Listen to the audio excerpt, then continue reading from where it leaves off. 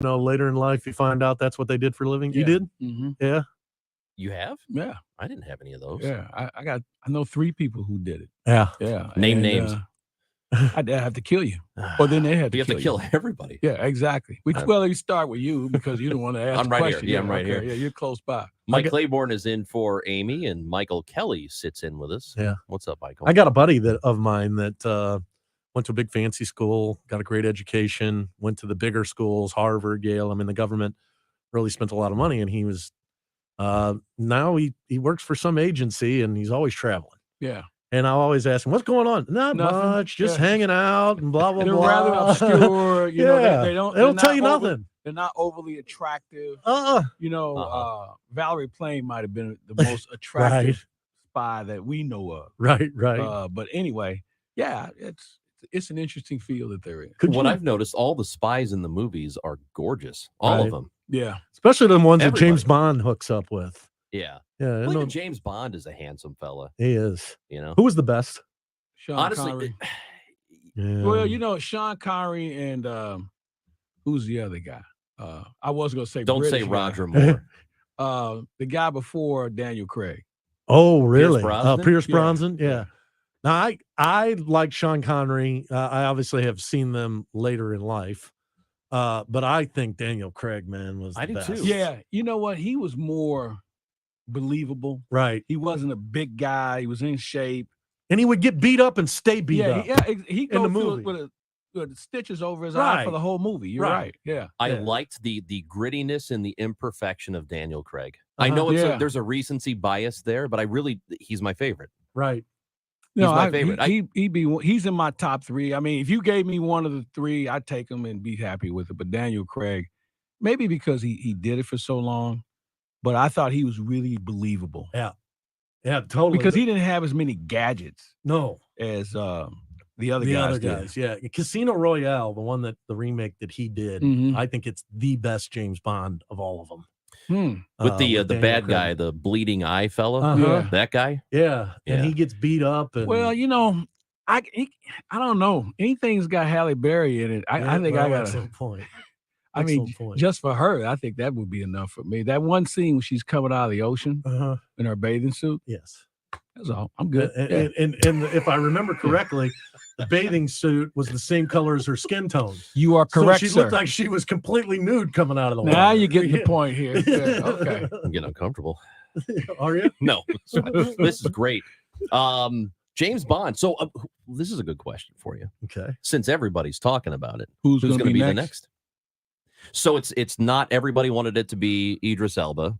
It won't be him because he's too old. They want somebody who's younger who can be the franchise for a while, right? He'd have been a great choice. Too old. Henry Cavill says he doesn't want it. So who do you go for?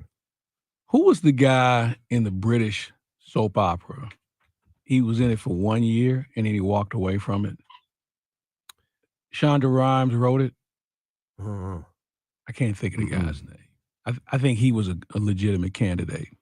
Is he a younger dude? Yeah, he's a younger guy. Yeah, I'm not sure. Somebody will tell us who I'm talking about here. Well, that's the one great thing about KMOX. The listeners, they pay attention. It has to be a Brit, right? I don't think you're going to have a guy from Tuscaloosa, Alabama. No, I get it. Yeah. So I don't really know many of the British actors. Yeah, me neither. Whoever they pick, I'm for it. There was the guy they suggested who was in Game of Thrones. The guy who played Robb Stark. I can't remember his name. Can't remember the actor's name, but he was just in a show on Netflix called The Bodyguard. He was a candidate for it. I wonder who you're thinking of, Claves. But if you know, 314-436-7900 to text the show. We're also on Twitter and Instagram. Oh, my. At the show KMOX. Boy, haven't we moved up? You should and I guess we're on. Oh, yeah. We're on YouTube and we're on Facebook Live. So just go find KMOX and you can watch us. A friend of mine just sent this in. Reg Jean Page.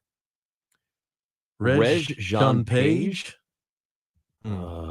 Reggie Jean Page. Yes. I don't know how you pronounce it, but yes, I've seen this dude before and he is a candidate for it. He was in. Well, there was also talk about maybe having a woman. He's in Bridgerton. That's Oh, in it. That's the Bridgerton. guy Yeah, I'm you're talking thinking of the about. guy That's from the guy I'm Bridgerton. talking The about. real yeah. handsome Yeah. Oh, yeah, African-American very- guy? Yeah, Oh, real yeah. handsome. He could do I it. looked like that a few years ago. Yeah, I bet. Decided to go in a different direction. Hey, I think what this is the happened best to your you've ever height? looked. I got beat up a lot, man. Mike Claiborne, Mike Kelly, in today on the show, at least for the first hour anyway. Yeah. MK is going to be sitting in with us as he usually does. We are not going to give John Hancock a difficult time for being out No, he deserves a little vacay. like he gives you, Well, but he does have a point. yeah. go You're ahead. always somewhere. Well, You're always I have a out of town business. I and know. So my business requires me to travel a little bit. and be on vacation. Well, I mean, Hancock makes it sound like it's vacation all the time.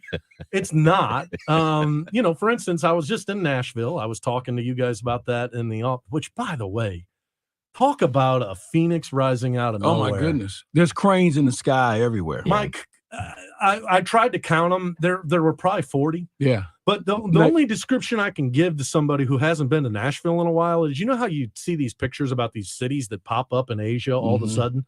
That's what Like Nashville Dubai looks kind of like. came out of Yes. nowhere. It's Yeah. just, and it's gorgeous. Yeah.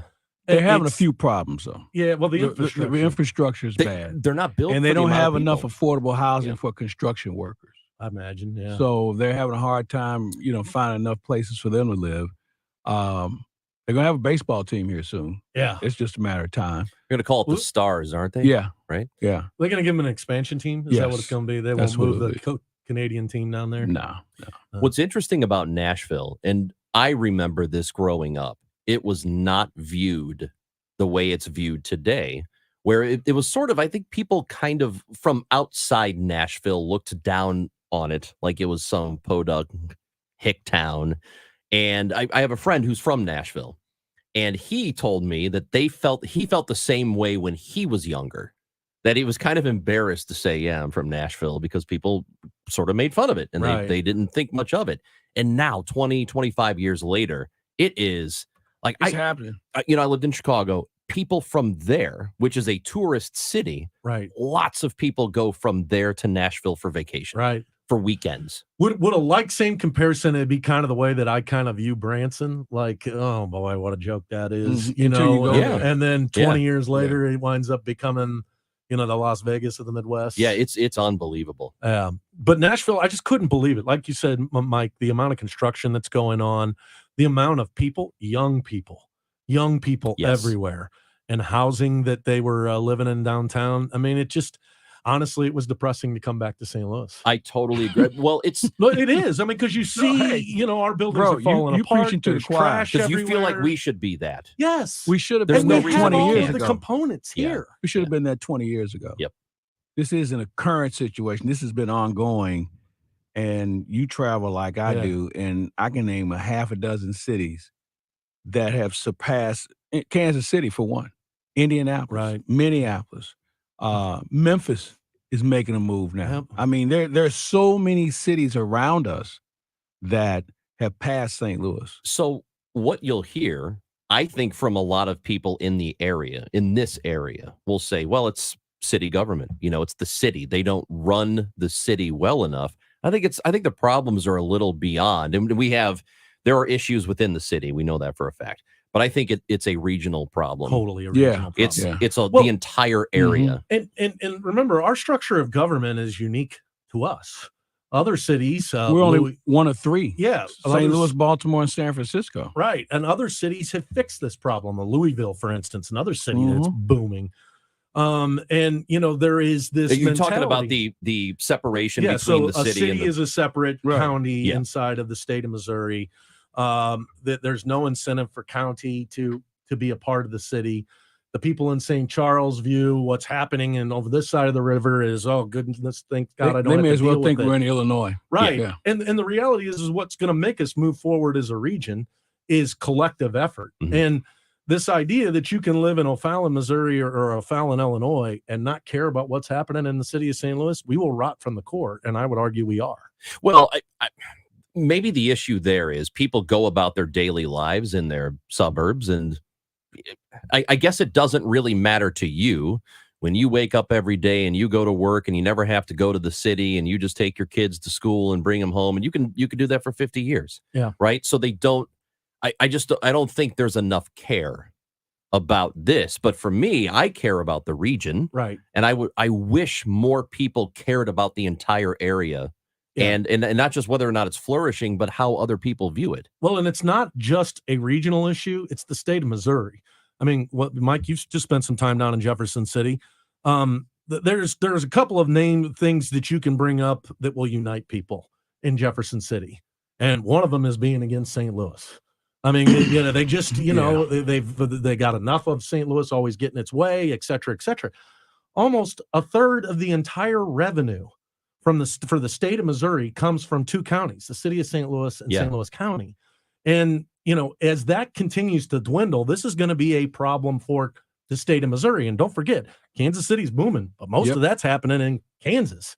And so this is a problem for the state of Missouri as well. And, we're either going to realize that we need these two metropolitan areas to thrive, and that a lot of the decisions that are being made down in Jefferson City, whether it be the allocation of resources, whether it be gun policy, is affecting what's happening in these urban areas. And it's ultimately going to cause businesses to not come here. I got to tell you, if I ran a big business and I was doing a tour of major cities right now, having just been in Nashville, you'd have a hard time convincing me not to move my business to Nashville.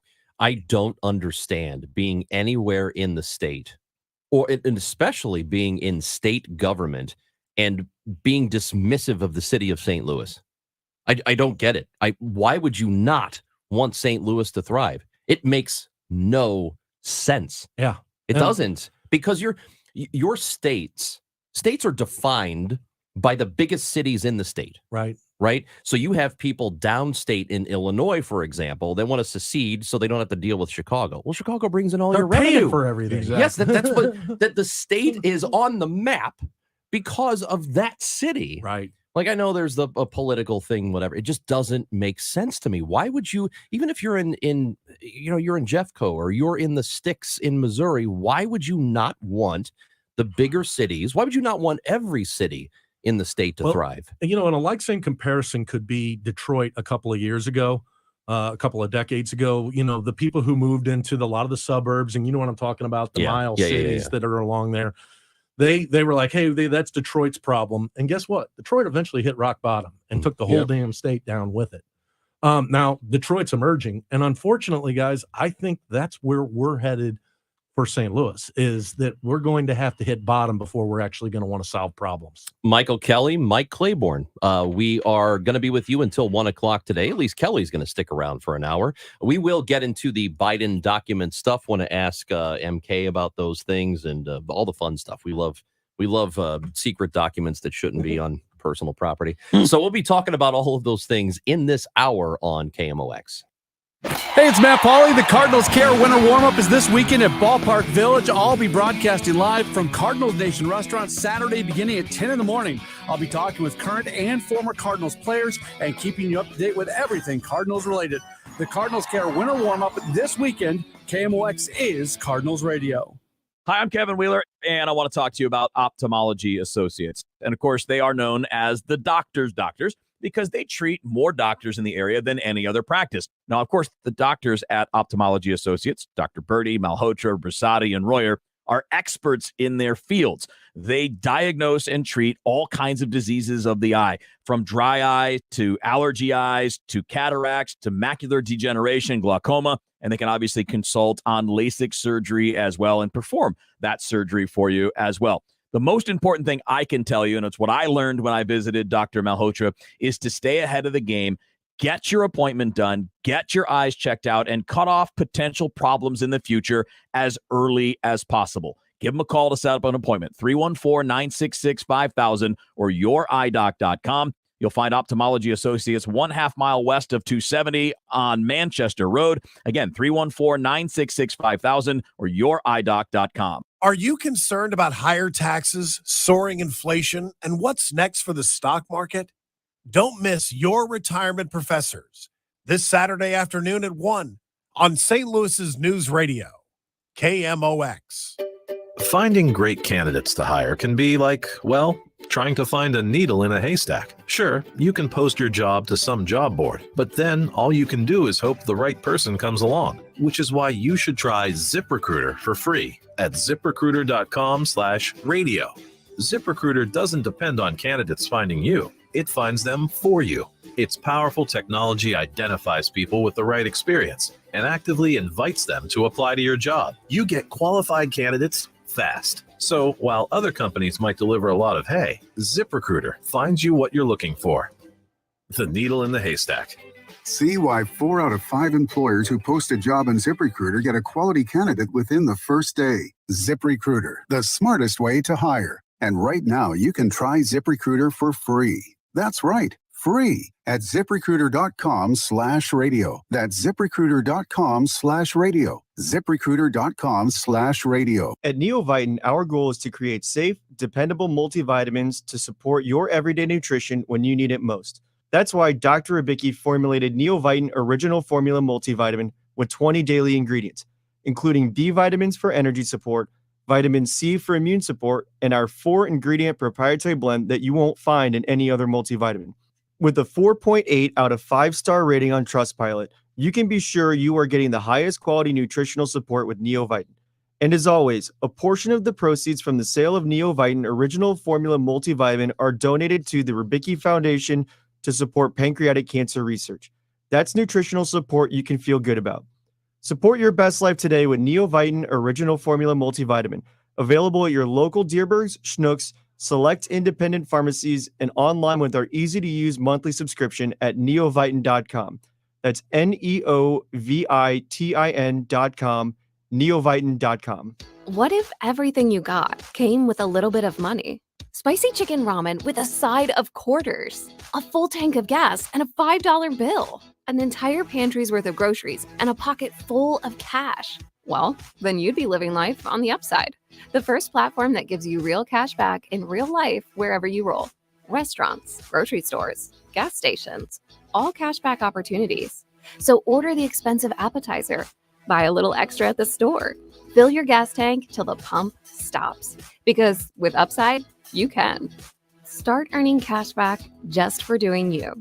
Download the free Upside app and use promo code SPICY for an extra $10 cash back on your first purchase of $10 or more. That's promo code SPICY, promo code SPICY, SPICY for an extra $10 on the free Upside app. Start living life on the upside with the free Upside app. Work or play, KMOX is right there with you. We go where you go.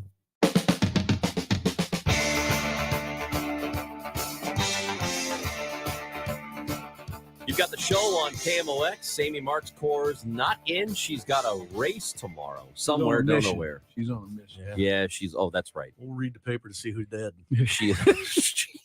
Who she's killed. Yeah, she's slitting throats somewhere. Yeah, maybe she she probably dropped is. something in somebody's drink. There you That's go. That's the way to go. You know, that's a perfect cover. And by the way, Mike Claiborne, Mike Kelly are in today. It's the perfect cover to be just an awkward. I've never Make sure we experienced clip anything that for kind of Amy. person. Yeah, it's a good Make sure we clip description, that for Amy Right? I mean, next week. you're just one of those people, like kind of goofy. Like Yeah. you would never No. expect she is a This girl isn't coming to kill anybody. right. And It's the best, It's the best cover. Yeah. That's how she can get in close enough to do it. Exactly. You would never suspect her. And she can run away. Kind of like a Black Widow, Yeah. right? There you go. Anyway, we wish her the best in her race. She's gonna do. Yeah, She's talking about and you just flew Uh-huh. through the FAA stuff, It was a and nightmare. so you took what did you take a car? You Yeah, rented so a I car? went to Nashville on what was that, Monday? Yeah. My whole staff, we had our meetings down there, and Wednesday we were supposed to come home. So Wednesday morning at 6 a.m., I wake up and I'm looking at the phone, and it says for the first time since September 11th, they've closed down the entire airspace in the country. Yeah. And I thought, well, I remember September 11th. You couldn't get a car. You couldn't go anywhere. So I immediately rented a car, and I'm fortunate that we did, because we were supposed to leave at like 9 o'clock in the morning, and I don't think our flight left till 11 p.m. that night.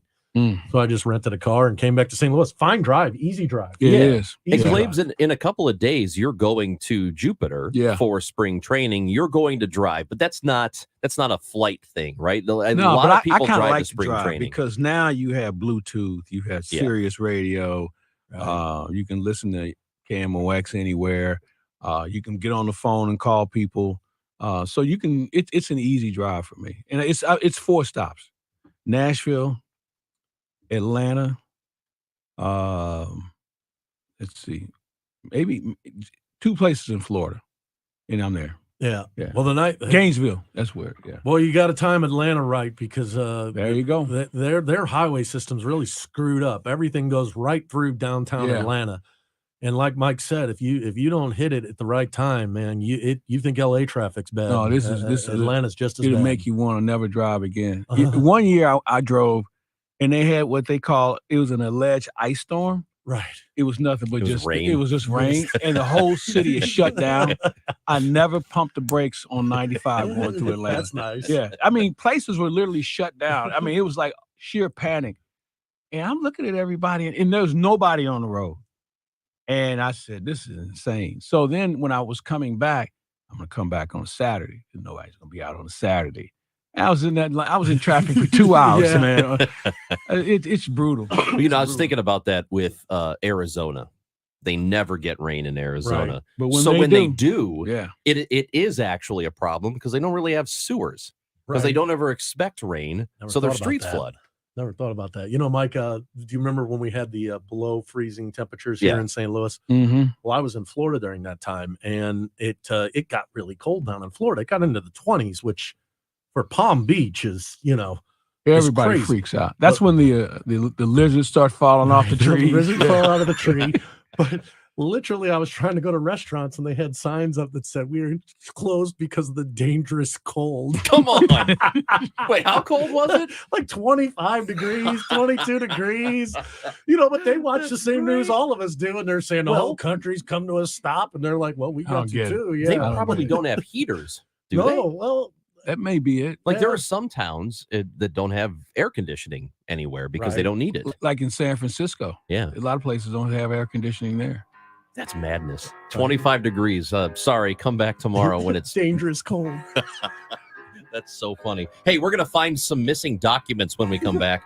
Michael Claiborne, Michael Kelly, Chris Ranji on the show. Together through the hard times and the good. I have to celebrate you. Everyone here knows Diamonds Direct is the place to go for the best diamonds at the best prices. But did you know that savvy buyers from all over America, even Los Angeles and New York, now come here to buy their diamonds? These high-end shoppers have discovered that Diamonds Direct has one of America's best selections of large, rare diamonds, from 3 carats to 20 carats, all certified by the GIA, the most reputable and most trusted gem lab in the world. Because of Diamonds Direct's international connections and tremendous buying power, we're one of only a handful of jewelry stores in America that is able to offer a large selection of rare and precious GIA diamonds. In fact, Diamonds Direct's multi-million-dollar selection includes a stunning array of high-end Riviera necklaces, 20-carat tennis bracelets, and an extraordinary collection of rare, precious gemstones, rubies, sapphires, emeralds, and even the really hard-to-find fancy yellow diamonds. Come see why Diamonds Direct right here is the destination for high-end shoppers all over America. Extraordinary selection, quality, and unmatched value. Diamonds Direct, your love, our passion. DiamondsDirect.com. Tom Ackerman sees clearly thanks to Doctors Birdie and Malhotra. You can too. Go to yourEyeDoc.com today or call 314-966-5000. At 10:30, we have 28 degrees, cloudy skies downtown at the Arch. I'm Stu McMillan. Here's what's happening. A massive storm system whipping up severe winds and spawning tornadoes cut a path across U.S. South, killing at least 7 people in Georgia and Alabama. In Selma, Alabama, a twister damaged buildings and tossed cars, in the streets of the historic city's downtown. O'Fallon, Missouri, the police there say 5 suspects drove a stolen car to break in and rob a home in the Winghaven subdivision while armed with a stolen gun this morning. Before leaving with money and a car, they struck the homeowner in the head and left them with serious but non-life-threatening injuries. They also shot off a round of bullets. Police found both stolen cars and arrested 4. A 5th suspect is still at large. A threat at Hillsborough High School prompted a call to police. In a post, the school says the alleged student who made the threat has been secured by law enforcement. A school assembly that was scheduled today was canceled. Stalled vehicle. This is I-70 eastbound at I-170. The right shoulder affected there. Also stalled vehicle 270 westbound at Washington Street. Be prepared to stop in that area. Your weather for today. It is going to feel a high around 35 degrees and low in the mid-20s for tonight. Right now, 28 degrees downtown at the Arch. And in St. Peter's, we have 27 in Florissant, 27 as well. I'm Stuart McMillan, KMOX News. So, you've unwrapped a new device this year. Don't forget to take your favorite stations and podcasts with you. No matter where you go. With the Odyssey app. Stream the music and shows you love on your phone, tablet, laptop, smart speaker, and more. Create an account to save your favorites across devices. And jump back to the moments that matter most with Rewind. Your favorite local listening. Available when and how you want. Download the Odyssey app today to get started. Hi, this is Ken. And Laurie Heisey of Heisey Advisory Group. We're dedicated to helping individuals and families work toward their financial goals. Join us Sundays at 9:30 a.m. for Your Retirement Highway. Investment advisory services by individuals through AE Wealth Management, LLC. Broadcasting from the Underlying Tree Lawyers. GetJim.com studios. KMOX. Your home of the Cardinals. Arenado swings and hits it deep to left field. That ball is out of here. The Billikens. Jumper. Yes! Billikens win! The Chiefs. Touchdown! Kansas City! We are America's sports voice. KMOX.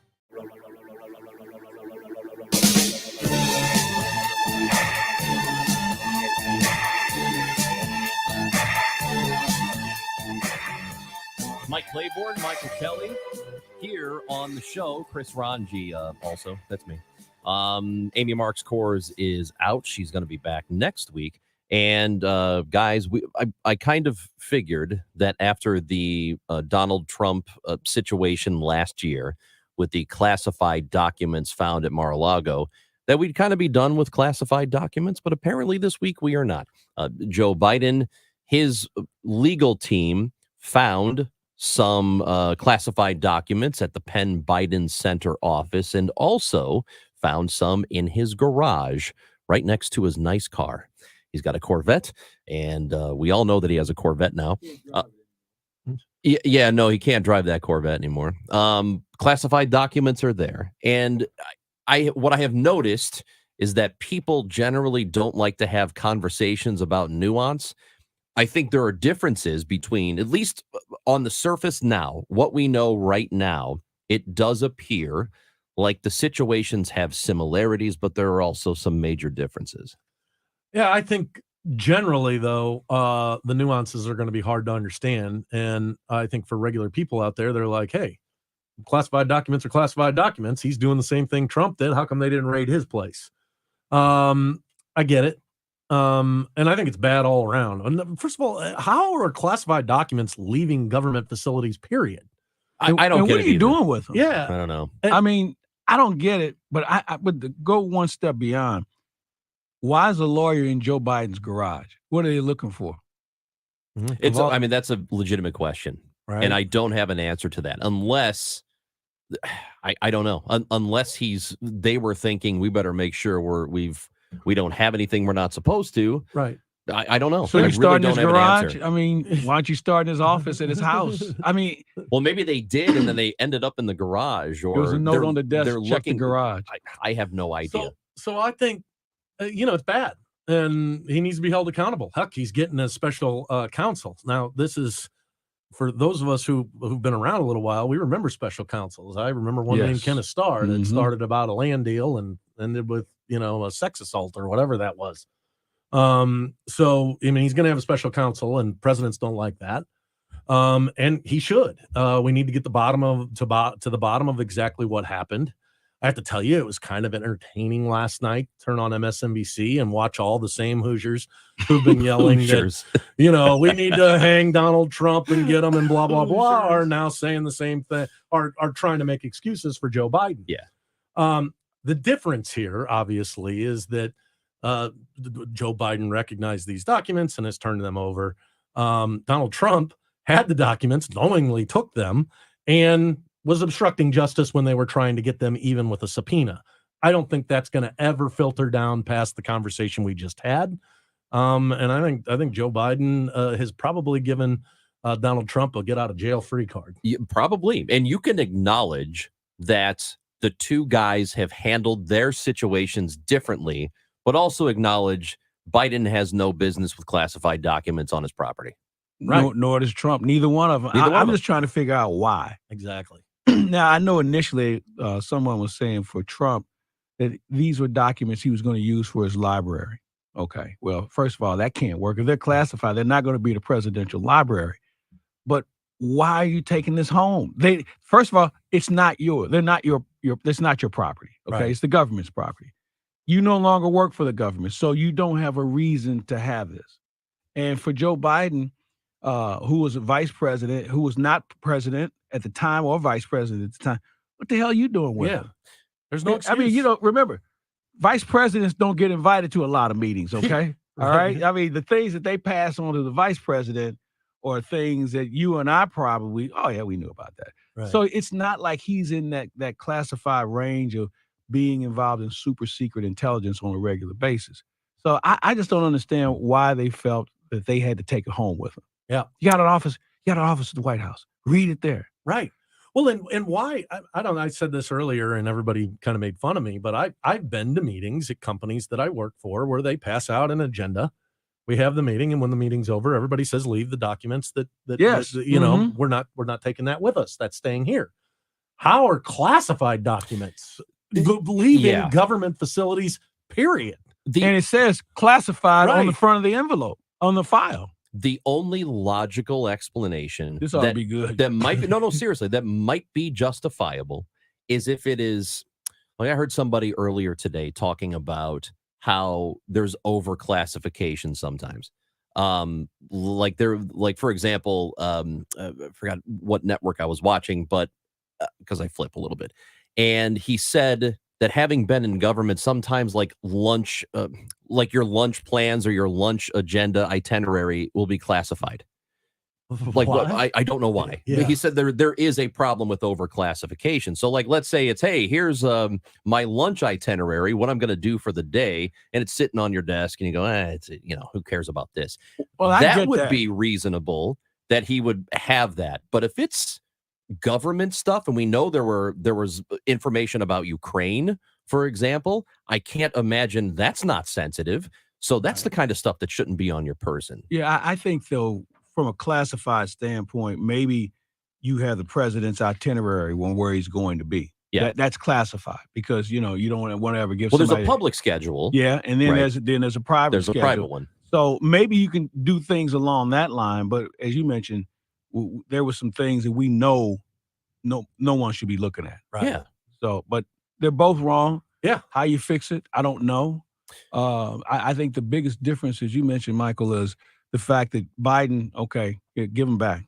And Right. Donald Trump decides, I'm not only not giving them back, sue me or whatever. Yeah. So it's a cluster. And it's just another distraction in our country. The one piece that is interesting to me that I think is really problematic with the current president is these were discovered about a week before an election. Timing is everything. So what does and he that chose, well, they chose not to disclose then. And there's no doubt about it that it would have potentially affected the political outcomes. The Clinton emails thing. Yeah, did. exactly. Yeah. And we just learned about this week. They've known about it since November. Yeah. That's problematic to me, and that's why I believe a special counsel is definitely warranted here, because what was the intent behind holding this back? Was it for political purposes? If that's the case, that's a real problem. Do you think generally Americans care about this? For real? I mean, I know we're talking about Yeah. it, and people who have interest in politics are listening, talking, thinking about this. But do you think the majority of Americans care? No. And here's why. I do politics for a living. So when people encounter me, old friends, etc., they either want to talk to me about politics or they want to talk about anything other than politics. Yeah. And I find that almost everywhere in my life, people are just tuned out.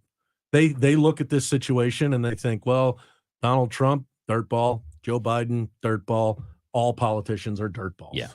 And I think that's where we've gotten. Part of that is this celebrity nonsense that we've gotten into. There's really no independent media anymore. I mean, of course, you have the New York Times, the Washington Post, et cetera, that are doing stuff. But I think most people think that media has an agenda and that the media that does exist is dwindling. And I think regular people are just checking out. At least that's my experience with my friends I went to high school with. When I go out and see them in St. Charles, they're just living in a bubble of politics will take care of itself, and I think they all stink. I think that a lot of people are just worn down. Yeah. The constant pounding of a story, people just say enough is enough because you know what? They can't do anything about it anyway. Right. The only thing they can do is go vote, and they get to do that every 2 years in some cases. And I just think for the most part, they don't really they care, but they really don't. They want to figure out how I can keep my gas prices low, how I can get a dozen eggs for a reasonable price. Things of that nature have more of a concern. How can we prevent more crime? Things like that go on in Washington. They are so removed from that because of how the media has pounded and pounded and pounded and being objective these days is almost a lost word. Everybody's got a certain agenda. And I bet you guys have experienced this in your own lives with your own families. The media does have when you say they've pounded it and pounded it. I have family members and others who were really caught up in this speakers battle, Yeah. And why? Because the news was reporting on it 24/7, and they kept saying to me, well, they got to fix this. And I'm like, what do you care? It's going to get worked out. But the media whipped these folks into a frenzy. But here's and the thing, though. I think that's kind of what we have going on as well. Is I think either people are getting whipped into a frenzy where they believe conspiracy theories, or they're getting whipped into a frenzy where they just check out and say, "I want nothing to do with any of this. I'm going to go back to worrying about Kim Kardashian." Well, it's Here's what I think, exhausting. though. I think what we're seeing a lot of things for the first time. We're seeing a guy running for Speaker of the House that had to go up 15 times before he was elected. Never happened in our lifetime. Right. We've seen the president get impeached twice. We've seen so many things for the first time, including a pandemic, that and once the media gets the scent, they just keep giving it to you and giving it to you and giving it to you. And they go out and try and find some sort of expert to try and break it down where either you and I can understand it. And after a while, you're punch drunk. I mean, it's just like, okay, I get it. I don't care. I'm going to go do something else. Yeah. And that's where I think we are. You desensitize me. Exactly. Right. Yeah. People are exhausted. Yep. I think the general population is exhausted. There's always going to be an extreme element that can't get enough of this stuff and feeds off it, lives off it, loves it. But the vast majority of people in this country are tired of all of it, tired of all of this crap. And I think that, I mean, you're right about media. There are certain outlets, and I think we have to be honest about this. There are certain outlets that very clearly have political agendas. It's not debatable. I do think for the rest of them, though, their driving force is we need eyeballs. Yeah. We need people watching. We need people listening. We need people to read. That's what they want because that's how they make money. But it's no longer even news. I got to tell you, I mean, I probably agree with most of some of the stuff that's being said on MSNBC. I cannot stand to watch it. I can't either. I will can't not either. turn it on. These people, I want to slam their heads into walls. I don't even know what Fox News is on my cable provider. I like MSNBC when it's time for the map. Yeah. I love the election map. And I think Kornacki is great, but he's just dealing He's in numbers. overrated. Oh, get serious, Claves. He's the overrated. best. I find myself watching. John King's real But he good, too. shows up at horse races in the NFL. Now, I don't need all playoffs. that. Yeah, just go sit down. I don't need all that. Yeah. I'm talking about election night. I need that Well, map. who I was need a guy You up know there what, like though? I tell you, when Tim Russert was the best at He it. was the best. Yeah. He was the best at it. And now we've seen people try and improve on what he was able to do. I tell you who else was good. You remember the year when W won the first? Dan Rather was pretty good that night because he had all the cliches and everything. Now, obviously, the information wasn't as readily available to him as we see it now. But every cycle, we see somebody who comes on. He's got his own shtick where, you know, it's amusing for a while, and you think you're smarter than you were last year. But, you know, at the end of the day, it's more entertainment than reporting. And I think that's where we kind of get caught up. I got to tip you guys off on this, and maybe we've talked about this before, Ranj, but I'm watching the BBC most of the time now. Yeah, I watch. Oh, it I too. like BBC. Because Yeah. one, you get a good, comprehensive world news. Mhm. Yeah. They do cover American politics, and you don't have to listen to some guy give you his opinion.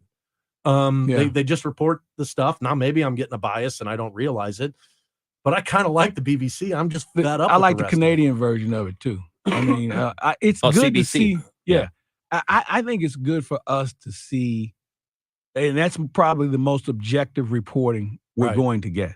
Okay, and it's unfortunate we have to go to another country to find out what's going on in our country, but I think that's where it's going. Right. You want to stick around one Happy more to. segment? Yeah, All right. absolutely. Michael Kelly, Mike Claiborne here. Amy Marks Kors is out. I'm Chris Ranji. We've got another segment with MK when we come back on KMOX. Scott, why should you never trust stairs? I don't know. Why? Because they're always up to something. Very funny. And why not let contractors know that for that set of steps or the rest of the house, we have carpet, luxury vinyl, ceramic tile, carpet tile, laminate, and sheet vinyl all in stock at low, low prices. 2 locations, 7301 North Lindbergh in Hazelwood, Missouri, and 1851 West US Highway 50 in O'Fallon, Illinois. Open 7 days a week. Best flooring, best selection, Best Buy Flooring. All right, with the severe cold weather we've received, remember, furnaces aren't made or sized to handle this type of extreme temperatures. Your house isn't built for this extreme weather. You're going to feel it, so don't panic, don't overspend. But if you've experienced uncomfort, I can't say the word. If you've been uncomfortable in your house for at least a couple, 3, 4, or 5 years, you need to call me. Don't base your call on the extreme cold weather we just experienced. But if you like your furnace checked, just to make sure, call me, Bart Inman. Remember, as always, just one easy number, Missouri and Illinois, 314-293-2600.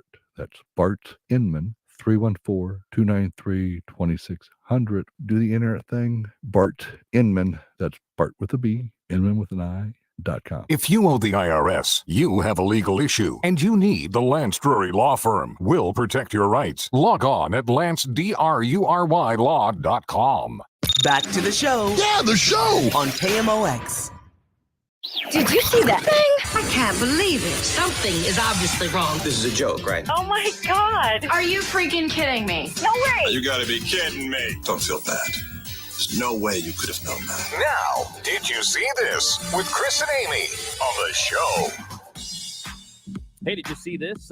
Mike Kelly's sticking around for a little bit. Hey, now. And I just found out he's going to stick around into the 11 o'clock hour because we're talking with Preston Truman Boyd with the musical Les Miserables, which is coming to the fabulous Fox next week. It's the greatest musical ever.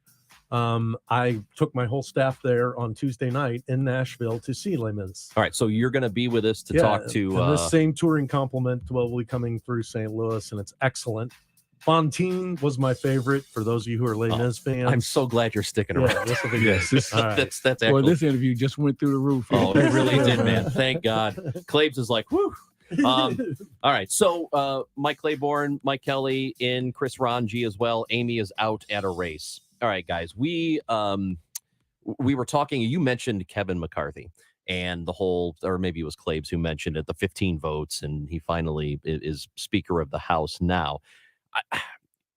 Your thoughts on, first of all, what the session is going to be like? Like, how difficult is it going to be truly for him to lead? Well, I don't think much is going to get done, period, regardless of whether or not we would have had the 15 votes. I mean, we have divided government. Probably the best, the group that likes divided government the most is the stock market. Yeah. So hopefully that will be successful for all of us. But I don't think that much is going to get done. I mean, the Republicans have a pretty zealous caucus in terms of wanting to put forth a lot of investigations, et cetera, that they're going to do, at least they're going to try to do. Right. And then you've got these 20 or 30 or so Republicans who don't want to govern. They want to break things. That would have been the Nevin or Kevin McCarthy's. They're going to have a hard time raising the debt ceiling. So I just don't think much is going to get done in government. Kevin McCarthy essentially has the title of Speaker. I don't know that he has the job. I think he gave up all the Gave away the farm. Yeah, he gave away all the goodies that make a speaker work. I grew up. Who was the best speaker? Well, Tip O'Neill. Yeah. And Tip O'Neill, I mean, he created the modern speaker. Because he listened to the other side as well. He Well, found he worked guys. with Reagan, Yeah. but he also knew how to keep his people in line. Yeah. A Tip O'Neill, and to Nancy Pelosi's credit, she kept her folks in line. She got some crazies. One of them's from our own city that wants to deal, push some extremist stuff.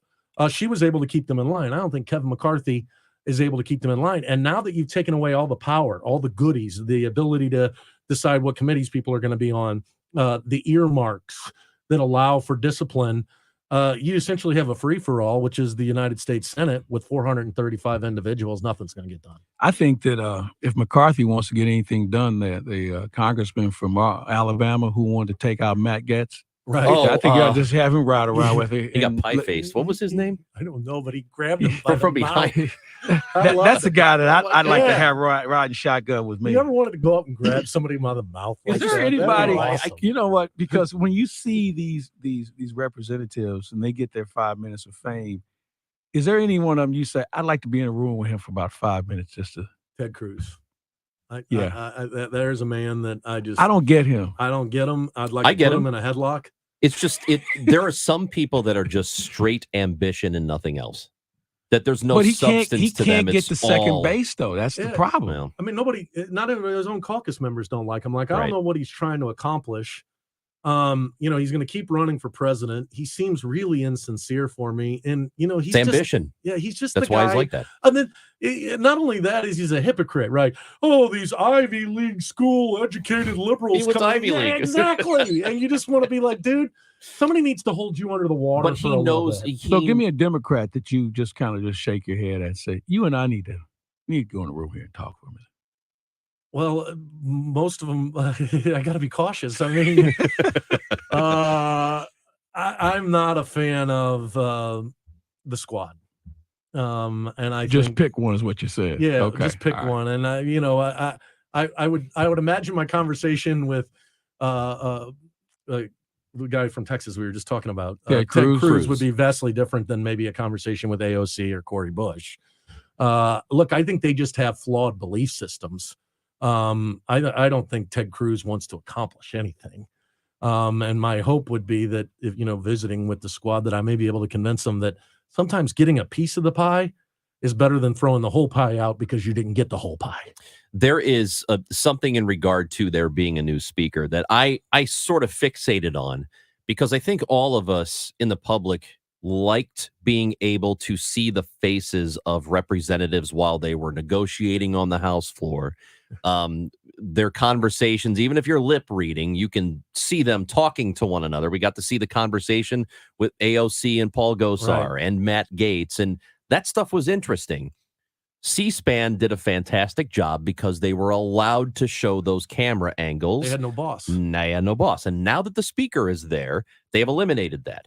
Don't you think that should be part of the process, part of being in government, that we should get to see those camera angles? Potentially, but it also could wind up turning into a sideshow where you would have people trying to get their 3 minutes of fame Exactly. by doing it on C-SPAN.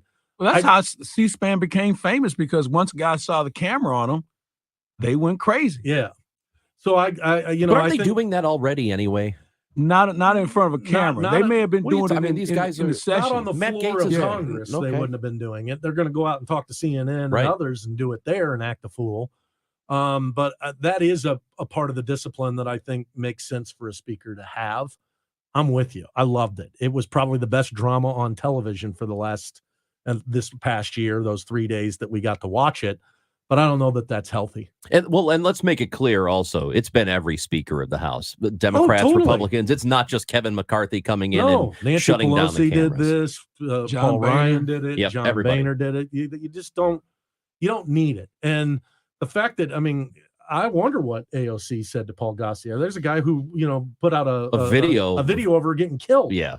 So yeah, it was nice, but then does it suddenly turn into Lauren Boebert acting a fool on the floor of the United States House so she can get her 3 minutes there. I think it's better in a setting of a interview than in the Congress. It's a good point. I feel like we should try it for a couple of years. Yeah. I feel like we should try it. You got your Let's taste see, of it. Let's see what happens. Let's see how this goes down when the House is actually working. But Ron, aren't you sick of watching the destruction of norms? I mean, I am getting sick of watching people like go after the FBI and the CIA. Yeah, and totally. Let's get rid of the IRS. So now we're just going after norms after norms after norms, and for what purpose? It's causing for us show. chaos. Yeah, you're right. Yeah. All right, you might have talked me down from that. All right, good. I got to think more about it. Now I'm going to sing you into the next segment. baby. Yes. Can't wait. Mike Cannot Claiborne, wait. Michael Kelly, in for Amy Marks Kors. I'm Chris Ranji. We're going to talk to Preston Truman Boyd from Les Miserables next on the show.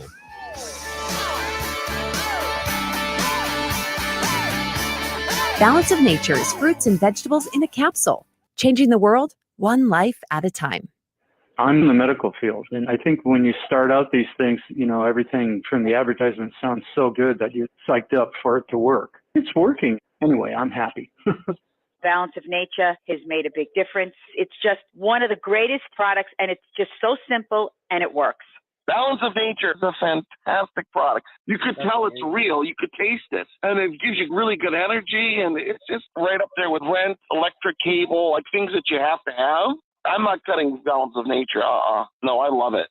Start your journey to better health with Balance of Nature right now. Call 1-800-246-8751 or go to balanceofnature.com for more information or to place your order. Shipping is always free. And don't forget to get 35% off your first order as a preferred customer by using discount code ARCH. Snagging a Brewpub Lots of Matzo Pizza for your football party is big play worthy, but winning a year's worth of free Brewpub Pizza, that's a game-winning touchdown. This is Kevin Wheeler, and the best frozen pizza is the Brewpub Lots of Matzo Pizza. It's loaded with award-winning Wisconsin mozzarella cheese, quality meat and veggie toppings, a flavorful sauce, a thin crust. They're my favorite, and they're easy to find. So look for the Brewpub Pizzas at your local grocer, and make sure you register to win a year's worth of Brewpub Pizza, along with a bar-top pizza oven at KMOX.com/contests. Brewpub Lots of Matzo Pizzas. You had a solid retirement dream. Sell your home in a few years, bank the equity, downsize, and travel. But inflation and recession has you wondering if all your hard-earned equity will still be there. What if you could recession-proof your equity right now?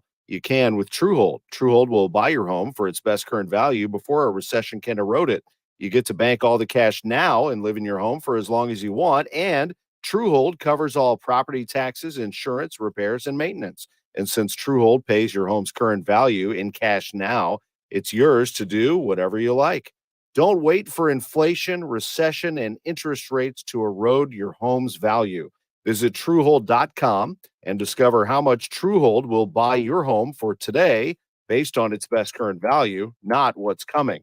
Call 1-855-300-9993 or visit Truehold.com. The smarter, faster way to cash out on your home's value without having to move.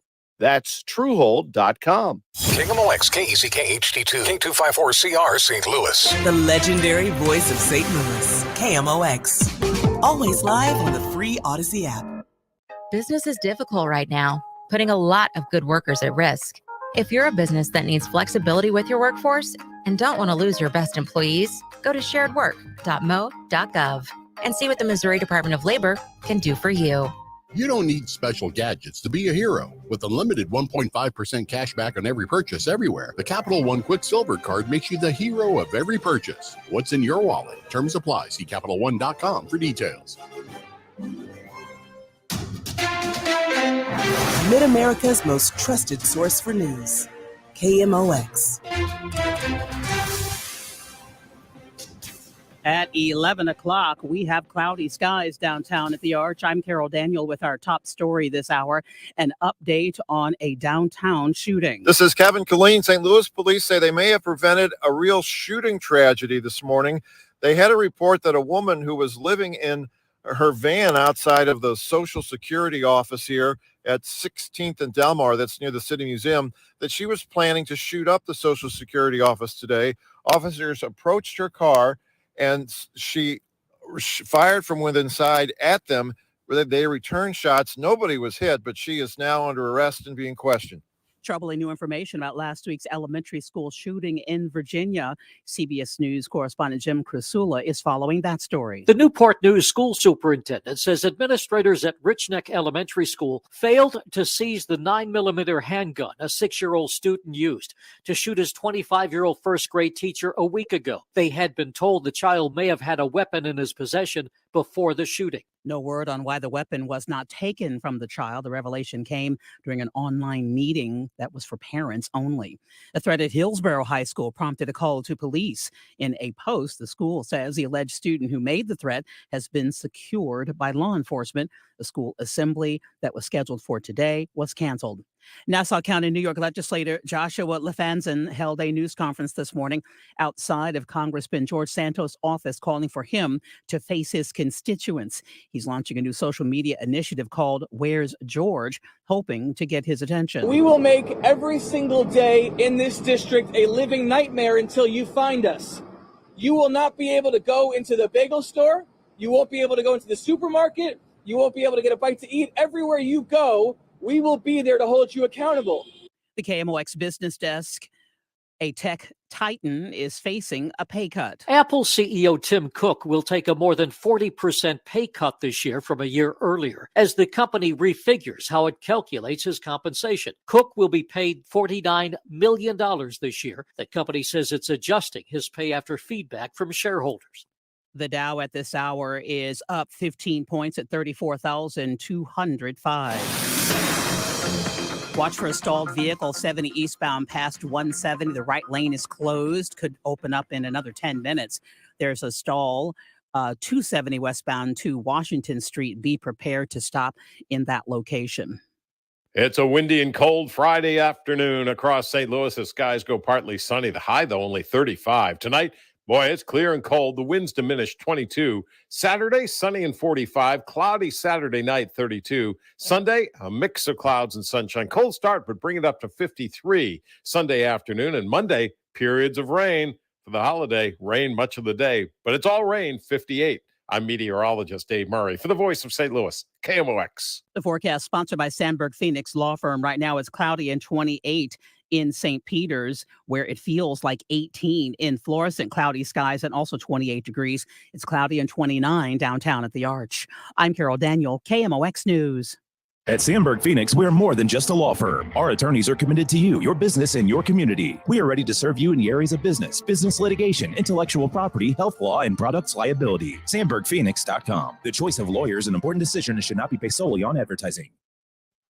And so it must be, for so it is written on the doorway to paradise, that those who falter and those who fall must pay the price. It's in everyone's. I can't believe it. It's amazing. It's the show on KMOX. Mike Claiborne in for Amy. Michael Kelly is still sitting in with us for another segment. I'm Chris Ranji, and the reason Michael Kelly is still here, usually he bounces by like 10:45, but he's sticking around now because we are going to the guest line. And Preston Truman Boyd, who plays Javert in Les Miserables, is with us here on the show. Les Mis is at the Fabulous Fox January 17th through the 22nd. Tickets at the Fox box office and at Metro Tix. Hello, Preston. Thank you for being with us today. Good morning. Good to be here. So, Preston, this is Michael Kelly. I was in Nashville Tuesday, and I saw you perform the role of Javert. You did an incredible job. Oh, thank you so much. It's really a juicy role. I'm just so thrilled to get to do it every night. It's a great one. And Javert is the nemesis to the star, Jean Valjean. Jean Valjean. Yeah. And you have a couple of solos. You were there in Nashville. It was like a giant auditorium. Have you been to the Fabulous Fox Theater in St. Louis before? You're going into one of the prettiest theaters in the country. Yes, I played the Fox Theater about 12 years ago with the national tour of Young Frankenstein. So It's been a while since I've toured, but being back at the Fox is definitely going to be one of the highlights of being on the road. Yeah, these old theaters are just absolutely spectacular, and specifically the Fox. So, and Les Mis has been reimagined for those who maybe went 5 and 6 years ago. They had the rotating stage. The way that you all have the stage set and the stage design is really just fabulous. It really takes a lot of the extraness out of it and puts the focus on the music. Yeah, we really get to focus on Victor Hugo and his story with this. And a lot of the images that are projected during the show are actually his old paintings. So, it's all things Victor Hugo in the design, which is really cool. Yeah. We're visiting with Preston Truman Boyd, who is in the show Les Mis, coming to the fabulous Fox next week. Going to be around 5 days, the 17th through the 22nd. I have grown up seeing quite a few musicals. My mom's really into it. My grandmother was really into it. So I've seen quite a few of those. Tell me about this one. So for somebody, I know it's about the French Revolution. I don't know much more about it.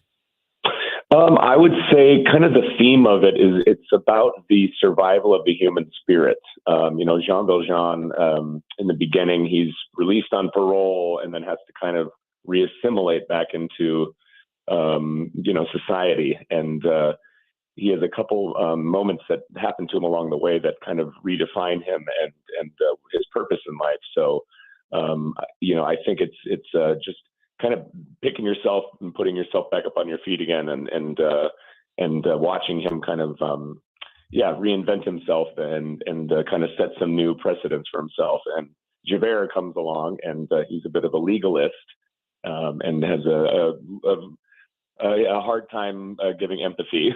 So he finds, his life duty to make sure this man who has broken his parole is put back into his place. But in turn, after this long journey, he starts to question how he goes about life. So it's kind of Old Testament, New Testament, and just seeing these two different guys go through their journey with empathy and grace. And for someone who's not seen Les Mis, I try to describe it to them. I tell people it's like running a marathon. I mean, from the beginning to the end, what you all cover. And the way that you cover it is spectacular. You've done. Well, don't say marathon. Most people don't like running. Yeah. Well, Amy does. Well, Amy, except for I Amy. run with Chase. That's it. Yeah. So we have a weirdo on the show who runs marathons, but other than that, So Preston, Les Mis is also unique in that there's singing dialogue that sometimes is happening at the same time. I know you've done countless musicals. How difficult is that to jump into a role where you're singing opposite of someone at the exact same time? Oh yeah. It's at the end of the day, you have to really think about just getting the words out. Cause like you said, there's sometimes, 3 different people singing 3 different things and you want to make sure that someone in the audience is grabbing onto what you're doing. So just really focusing on the storytelling and making sure that, it's, that's our job is to be understood as well. That's a big part of it. So we just have to make sure we're really committing to what we're saying and spitting those words out. So those who've seen Les Mis or those who might go, and I encourage everyone to go see this. I saw this exact troupe. I saw you, Preston, on Tuesday night. Yep. It's fabulous. I'll be seeing you again this week here in St. Louis. Great. The signature song is "Bring Him Home," but I would say that your rendition of "By the Stars" rivals "Bring It Home," and it's really playing the second lead, if you will. You've got the key song. Oh yeah, a lot of people love that song or have forgotten how much they love it when they come to see our show, which is very, very nice. Yeah. How long have you guys been touring?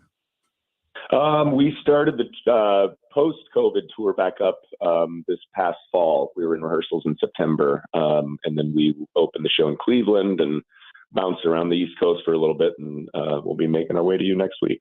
How many folks are in this troupe that moves along? Because you have folks that, like yourself, I would assume you're 50-something. You've got folks that are 70, all the way down to kids that are 8 and 9 in this cast? We've got we're traveling with, upwards of 80 people. And that's including the orchestra and all of our kids and our whole crew and our merchandise people. And it takes a whole village to bring the show around the road. We pack it up into 13 semi trucks. So it's a family affair. So you say it's a family affair, and that's a lot of people to travel with. I mean, there's got to be disagreements every now and then, right? Oh, sure, yeah. Well, how do folks in musical theater deal with their disagreements? Do you sing it out? We sing it out. We sing it out, exactly. We stage fight it out. Yeah, you fight it out like with song. I always wonder if that happens. But no, seriously, like that's a lot of people to travel with. And so how do you deal with differing personalities? It's like anything. People kind of, click off and go on and, hang out with their group and we try to be inclusive and tell everyone if, there's a honky tonk bar in Nashville, everyone's going to go and listen to music. We try and let everyone know, but, people, kind of got to take care of themselves mentally out here too. 'Cause it's, it can be tough to be away from home for a long time and to be in a new city or be in a city you're not too fond of or whatnot. We try to, be gentle with everybody because, it's tough to go and pour your soul out every night. And if your soul's not full outside of work, then it's kind of tough to do that on stage. So what's the best city for you? I think I got to say St. Louis. Yeah, there you go. A dangerous question. Okay, what did you say yesterday when you were on with the Nashville people? I think I got to say Nashville. Okay. He's been at this for a while. I can tell. He's very good. Yeah. How long is your run? Do you all do this to sign up for like 6 months and then you get a break? So the ensemble actors, they sign a 6-month contract and all the principals sign a year. So the principals are with the show into October this year. But the show is continuing on and we'll get to a point where we'll all have to decide whether we want to stay or if people have other jobs that they're heading on to. That's when they would do that. But the show I believe is booked in well into 2024 and possibly 2025. So the potential to stay here is there for sure. You've been in this one. You've been in a number of other ones. You've been in Sunset Boulevard. You did Jersey Boys as well. How does this one compare for you to the others? This whole playing the quote unquote villain is becoming a new thing for me, and I'm actually really enjoying it because it's kind of the antithesis of who I am in real life. So. It's kind of fun to get to explore that part of me when I'm on stage doing that.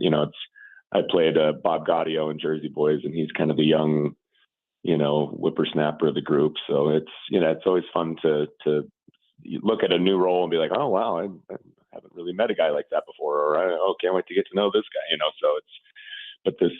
Playing Javert has been. Doing my dark eyebrow makeup to show how angry I am. Actors always say the villain is fun. It is fun because it's typically not. It's just a very new part of me which I get to explore, which is great. And this is a villain with a fabulous song. If there was one role out there in Broadway that you haven't gotten a chance to play yet that you'd like to do, what is it? Probably George Surratt in Sunday in the Park with George. Awesome. Yeah. Awesome. Yeah. Great Sondheim piece. Yeah. Well, buddy, you are a special talent, and I look forward to seeing you this week. And like I said, your rendition of By the Stars, it rivaled Bring Him Home, which is hard to do because that whole musical builds up to that one particular song. That's right. Yeah. Well, everyone's going to get what they're looking for, hopefully, when they come to the show. So I'm going to have to come to the show now. I'm gonna have to be there. All right, let's go. We'll be dates, and that's going on all next week at the Fabulous Fox Theater in St. Louis. People can get tickets where? At Metro Tix or the Fox box office, January 17th through the 22nd. Preston, thank you for your time today. Break a leg. We're looking forward to seeing you next week here. Thank you, gentlemen. My pleasure. Preston Truman Boyd from the show Les Miserables. Thanks for letting me stick around for that, I'm guys. glad you have no idea. I've seen it 20 times at least, and I know every word. I could tell. I'm an annoyance to sit next to because I'm lipping them. So then maybe I don't want to go with you. No, but I keep it to myself. But if you're ever with me and you've never been to New York, I take people to see Les Mis. It is the greatest musical ever. It is worth every dollar you will pay to go see it, and this young man does a fabulous job. All right, Fabulous Fox Theater, Les Mis. It's coming up next week, January 17th through the 22nd. Tickets at the Fox box office and Metro Tix. Michael Kelly, thanks for hanging out. We appreciate it. Thank you for your musical knowledge. Peace and love. I want to know where Amy did her work when you find out. You don't let me know. Just read the paper. Somebody won't be Look at the looking paper. for it. If you see somebody missing wherever she is, then you know that it was probably her. Mike Claiborne and Chris Ranji sticking around another couple of hours here on the show on KMOX. For everything online, it's Odyssey.com. Download the Odyssey app and listen to The Dave Glover Show and all the news, talk, sports, and podcasts that move you. Odyssey, that's AUDACY. Hey guys, Glover here for my friends at Zero Res Carpet Cleaning. Happy New Year on behalf of Zero Res. And they are celebrating the new year by giving you a great January deal. Get this, 23% off all of our services. Of course, carpet cleaning, pre-treated and Zero Res clean with the 30-day gotta love it guarantee, upholstery, air ducts, anything that you need in your home that's going to make it more beautiful, more healthy, more livable for the winter months coming up. If your New Year's resolution has anything to do with just improving your home and improving your quality of life, which of course most of us do, check out Zero Res. We have a 4.9 rating on Google with over 4,300 reviews. Once again, big news.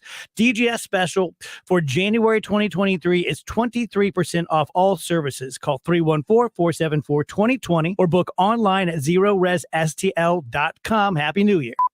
Men suffering from erectile dysfunction or PE, regardless of age or past medical history, you'll see instant results on your first visit at Paramount Men's Medical Center. And for a limited time, your initial consultation and first treatment are totally free. Call now, 314-720-8081. We're joined once again by Dr. Colleen Bosler of the Audiology Center.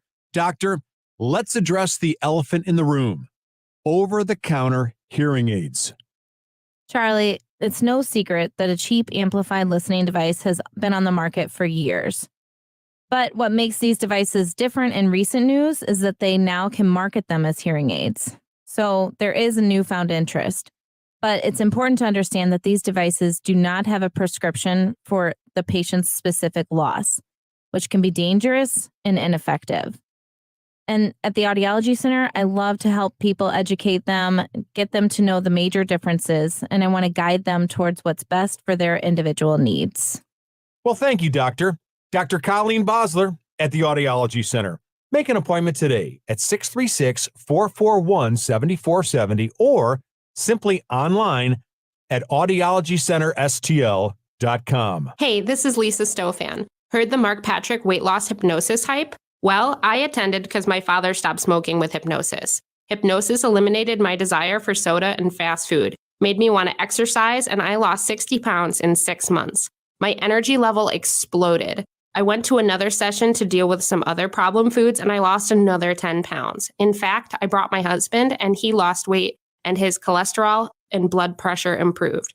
My friend lost 20 pounds her first 2 months. What are you waiting for? Join Mark Patrick seminars and lose the weight or stop smoking guaranteed for only $49.99.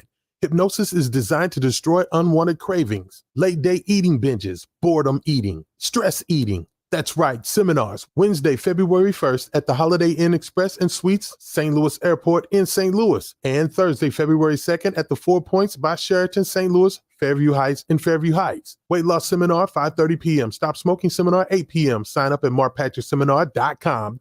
Local news and information direct to your smart speaker. Just say, play KMOX.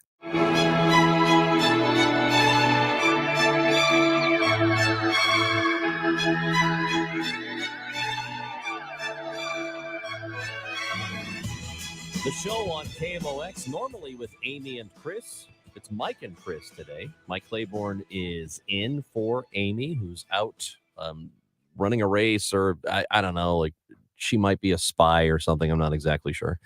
The jury is out on that. So we've got Claibs in today, and there is some sports stuff, certainly some Cardinals stuff we'll be talking about with winter warm-up beginning this weekend through Martin Luther King weekend. And in fact, I'll be there. Claibs, you're going to be at winter warm-up. I will aren't be you? there tomorrow. Tomorrow, I think from 11 to 1, and John Mozeliak is going to be my guest. We'll do a little Q&A in front of everyone. 10:15, right? It is? No, I think that's it's when at he meets with the 10:15. with the media. I think he and I will do something a little later in the morning.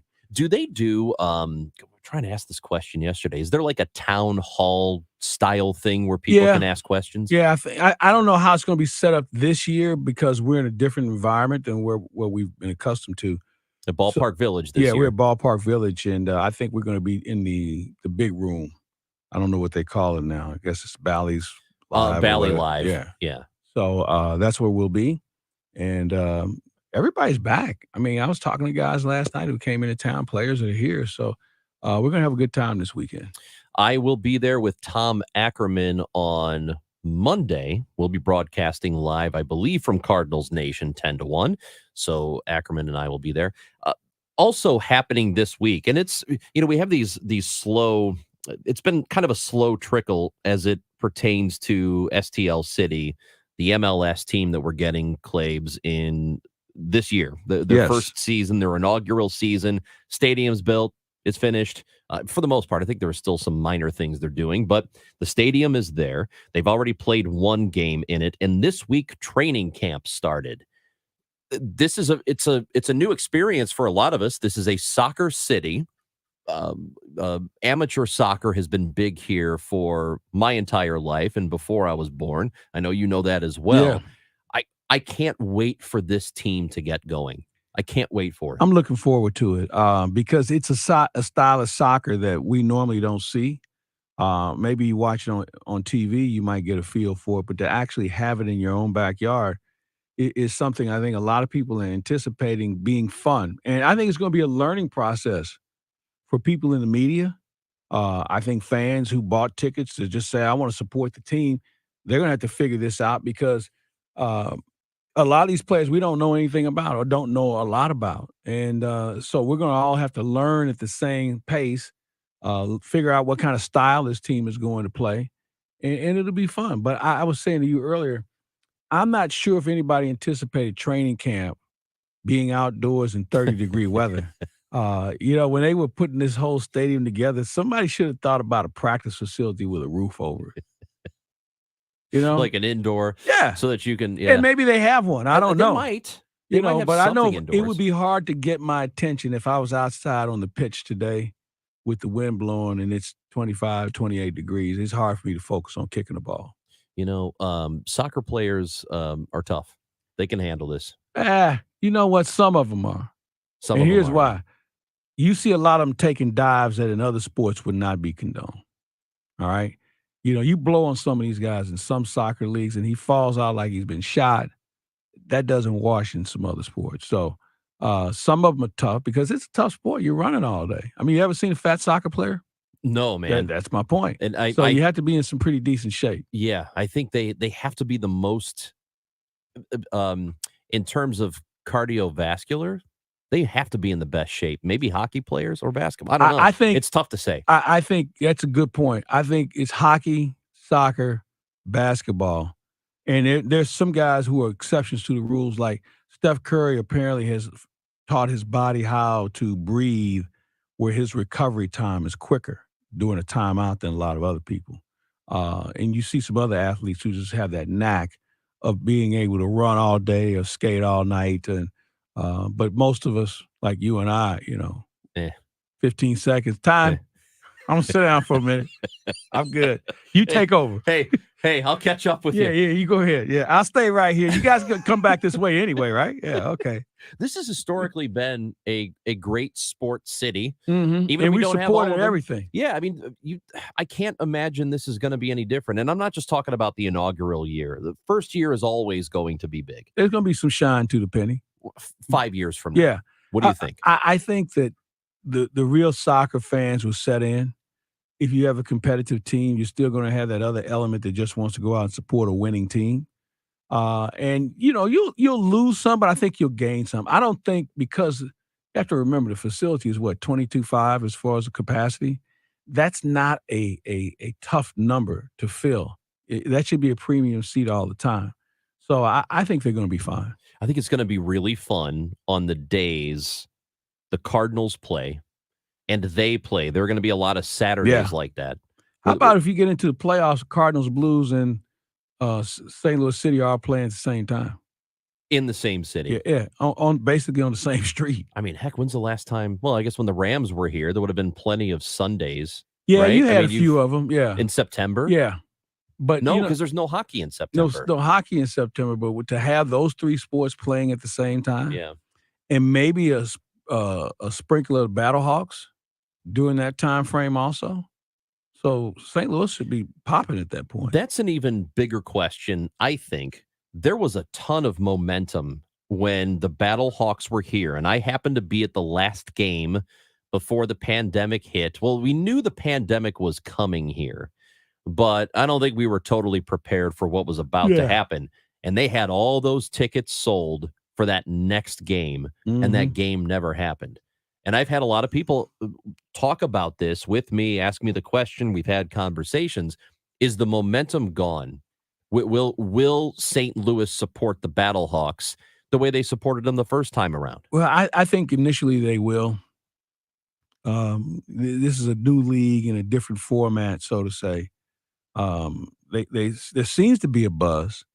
And the unfortunate thing is, I'm not sure because of my schedule I'll ever be able to see a game because they're playing on a Sunday and I'm normally working on a Sunday. So, but I'll support them from a distance. I was not a guy who was gung-ho about a minor league team coming to St. Louis.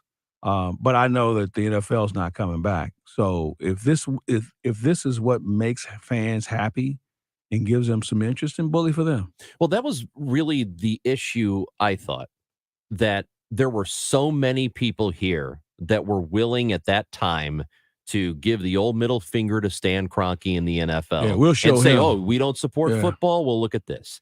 Yeah. Does that still exist? I don't think at that level of 65,000 people are going to show up.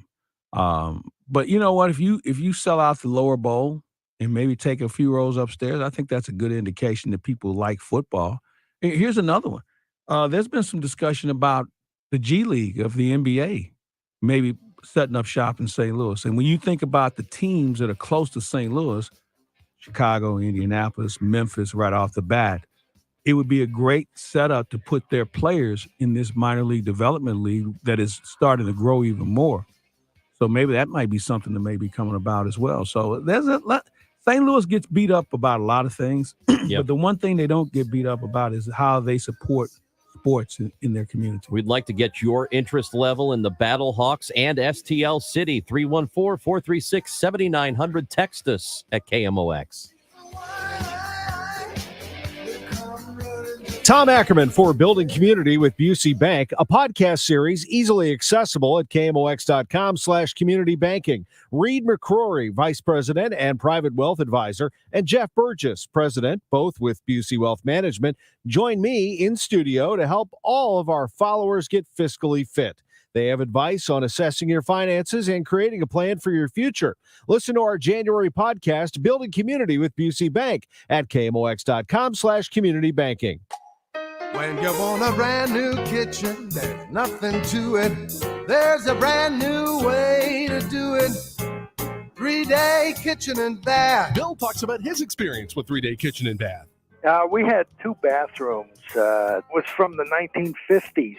We didn't know what to expect. We were a little skeptical that they could actually do this in that short a period of time. They did an amazing job. Brand new tub, shower, toilet, sinks, cabinetry, flooring, tile, you name it. Were you happy with the finished product? Very impressive, and we're just anxious to show it off to people now. So you'd recommend 3-Day Kitchen and Bath? Oh, absolutely. As a matter of fact, we can probably get a few more miles out of our kitchen, but when the time comes to do that, we'll definitely call them back. It's about time. 3 days or less at 3-Day Kitchen and Bath.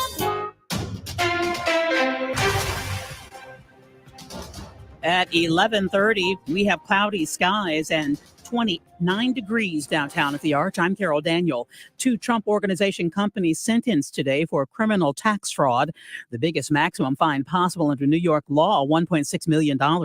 Former President Trump was not charged in the case. Legal analyst Thane Rosenbaum. There is a case before the Manhattan DA's office and another with the New York Attorney General focusing on tax, bank, and insurance fraud against the individuals within the Trump family, including the former president, and those include criminal penalties. O'Fallon, Missouri police say 5 suspects drove a stolen car and used a stolen gun to break into and rob a home in the Winghaven subdivision this morning. Investigators say they shot the homeowner in the head, leaving them with serious but non-life-threatening injuries. Police found both stolen cars and arrested 4 suspects. A 5th remains at large. California emergency rooms report a surge in pot-related visits for senior citizens. The study from UC San Diego showed a more than 1,800% increase in those 65 and up going to the ER because of marijuana. After some nasty falls and others thinking they were having a stroke, experts say it's likely today's weed is way more potent than it was in the 60s. Watch for a stalled vehicle, 64 westbound past Spirit of St. Louis Boulevard. It's on the right shoulder. There's a stall also to watch for, 270 northbound at 44. That is on the right shoulder. KMOX AccuWeather's flurries still around for a little bit. Cloudy, brisk, and cold for the afternoon. High just 37, then clearing and down the teens, low 20s tonight. Not as cold tomorrow with some sun up to 45. Milder, breezy Sunday, low 50s. Rain and rumbles on Monday with a high 58. I'm AccuWeather meteorologist Steve DeVore on the Voice of St. Louis, KMOX. We have cloudy skies, 29 degrees, but it feels like 18 downtown at the Arch. I'm Carol Daniel, KMOX News. Charlie Brennan sees clearly thanks to Dr. Birdie and Malhotra. You can too. Go to youridoc.com today or call 314-966-5000. Broadcasting from the Underline Tree Lawyers. GetJim.com studios. KMOX. Just when you thought a Genesis couldn't be more attractive, Genesis of St. Charles strikes again, offering you no car payments until April. That's right. Own a brand new Genesis and no car payments until April. Hurry in to Genesis of St. Charles, located in the St. Charles Hyundai building, located a quarter-mile east of Mid-Rivers Mall Drive off 70, or online at genesisofstcharles.com. Interest, if any, accrues during the deferral period, expires month's end. Genesis of St. Charles. Mike Capel here, serial entrepreneur with words from another happy payroll customer. I had zero experience running a business, which is why Patriot Software has been so valuable to us. Not only has it saved us time and money, it saved us headache in researching information about compliance and payroll. I would definitely recommend Patriot Software every day of the week and twice on Sunday. With PatriotSoftware.com, accounting and payroll, keep your time and money. Get ready for a sports Saturday on KMOX. First up, men's Billikens basketball action as they take on George Washington. Tip at 3. Then NFL wildcard playoff action as the Seahawks take on the 49ers. Immediately followed by the Chargers and Jaguars game. Hear it all on a sports Saturday on America's Sports Voice, KMOX.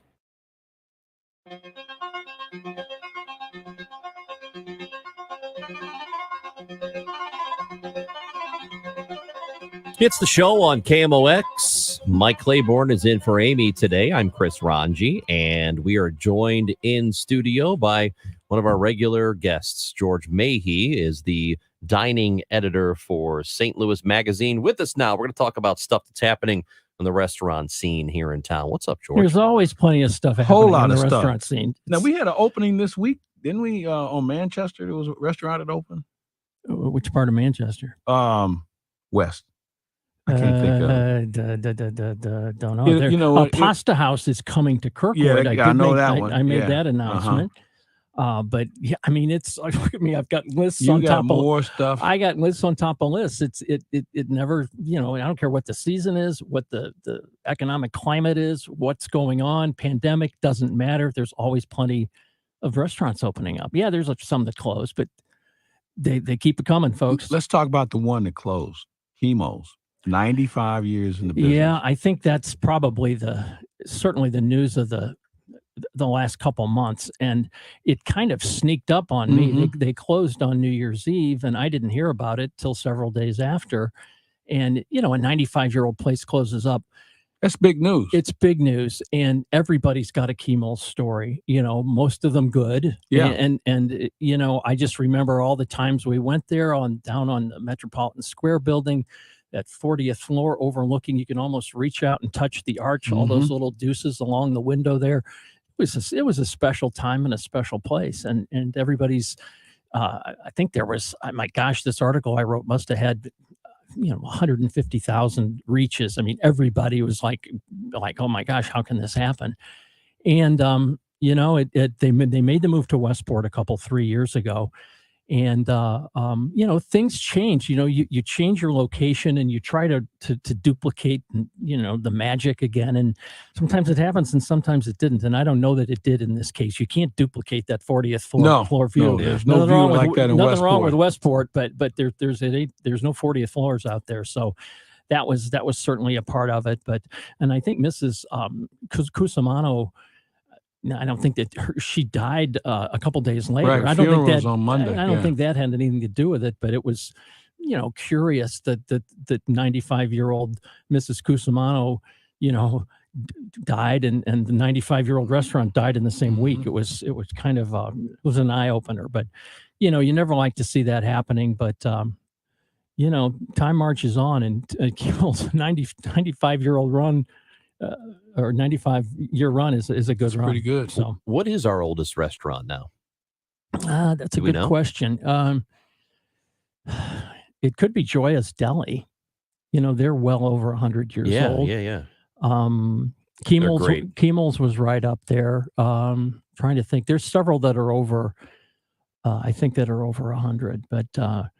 Yeah, it's a testament to make it to 5 or 7 or 10. So these guys that can go on forever are more power to them. They're doing something right, and Kimmel certainly did. And we've all got stories of the artichoke hearts and the toasted raviolis, and the calzone was the best, and the calzone and the lasagna that's as big as your face, and all kinds of things like that. Anyway, it's I didn't like to see that happen, but like I said. Well, give me some good news. Tell me about something that's hot that we all should be checking out. Places open all the time. I think the place that I was most excited about in the last month is a place called Bar Moro. And that's over in the Billie Jean space. That's one of Zoe's former restaurants over on Wydown, over there in that little pocket of just 5 really good restaurants. That's where the Starbucks used to be, right? I know exactly what you're talking about. Starbucks is still unoccupied, and I think but it's that area. Yeah, it's it's Wydown and Hanley there by Pratzel's. Yeah, there's 5 restaurants there, and somebody goes, "Well, don't forget about Pratzel's. That makes 6." Right, and they're right. So anyway, Bar Moro is that's Ben Paremba's tapas place, right? And Ben doesn't mess around, and he researches and really does deep dives into whatever concept he does. And for those that have been to Spain and to Portugal, you'll see a lot of familiar things. And for those that haven't, you'll learn a lot of things. And there's a lot of things there that I wasn't that familiar with, and I was as wide-eyed as anybody, and I'm a food guy, right? So they serve tinned fish, those octopus and, all kinds of little mussels and things in the tins, as they do in Portugal and Spain, which is kind of not a foreign concept here, but everybody's like, really? Isn't that the kind of just kind of a tuna fish? Exactly. What are we doing here? You just open up the can. I can do the rest. Right. And they're serving it in the can with some really good bread on the side. And it's just a little odd to see this. But again, this happens all over Europe, and the stuff is really good. It's something you kind of want to split between 2 people, and some of them are expensive and some of them aren't. But tinned fish called conservas, you'll see conservas on Bar Moro's list, and it's listed kind of like sushi, where you just kind of check off what you want with a little golf pencil, right? Yeah. Anyway, that's just one of the many things that's different. It's like, what the heck's going on here? But all in all, it was one of the best dining experiences I've had in some time. So good that I thought we'd go back the next night. I went there the first night by myself, and Susie and I went the next night, and just to have a cocktail and just to I said, you just got to feel this place. You got to, because it was, it's just jam packed. Anyway, we managed to get in 2 nights in a row. So That never happens to me. George- It was great. George Mahey with STL Mag dining editor there. You wrote about the trends that are happening in the restaurant business and what's going on in 2023. And you can expect a lot of Mexican food, right?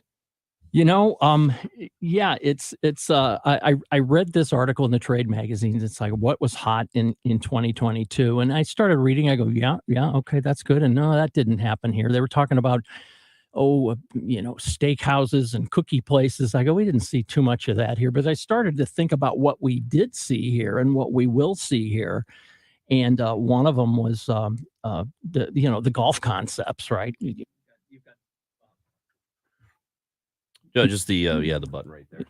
No, it's right over there, right in front of you. We lost the microphone. George is back. Am I George back? is back. Okay. We didn't lose George. He didn't leave. No, there's, we've got Putt Shack that just opened, a Top Golf coming. There's an X Golf indoor golf simulator in Ellisville. Do you know about that? I heard about it, but I haven't been there. I've heard about it, and again, it's a place that serves food. It's out in Ellisville. It's brand new. It's a new franchise concept. So that's interesting. But you know what we're seeing with those places? They're like golf's answer to a bowling alley with better food. Right. You go out, bring the family, whatever. It's an experience. It's a Saturday night, right? date night, the whole 9 yards. Or you can bring the folks from the office or do it any way you want. But to answer your question, yeah, Mexican food is the big winner, I think. It was in 2022. And I started thinking about the places that I know of in 2023, and I listed like 10 of them. Yeah. And that's just the ones I know about right now. So if there's 10 of them opening up in 2023, right now there's probably going to be at least double that many. And why is that? Everybody loves Mexican food. It's cheap. Again, family oriented. The kids like it. And it's just one of those, I won't say anything in the restaurant business is safe, but it's as safe as hamburgers or pizza or tacos, right? Tacos and Mexican Everybody food. loves tacos. Yeah. So yeah, Taco Tuesday has like become a thing. Yeah. So anyway, I listed a bunch of those that are coming, and some of them are known. Taco Buddha's second location is going to Kirkwood.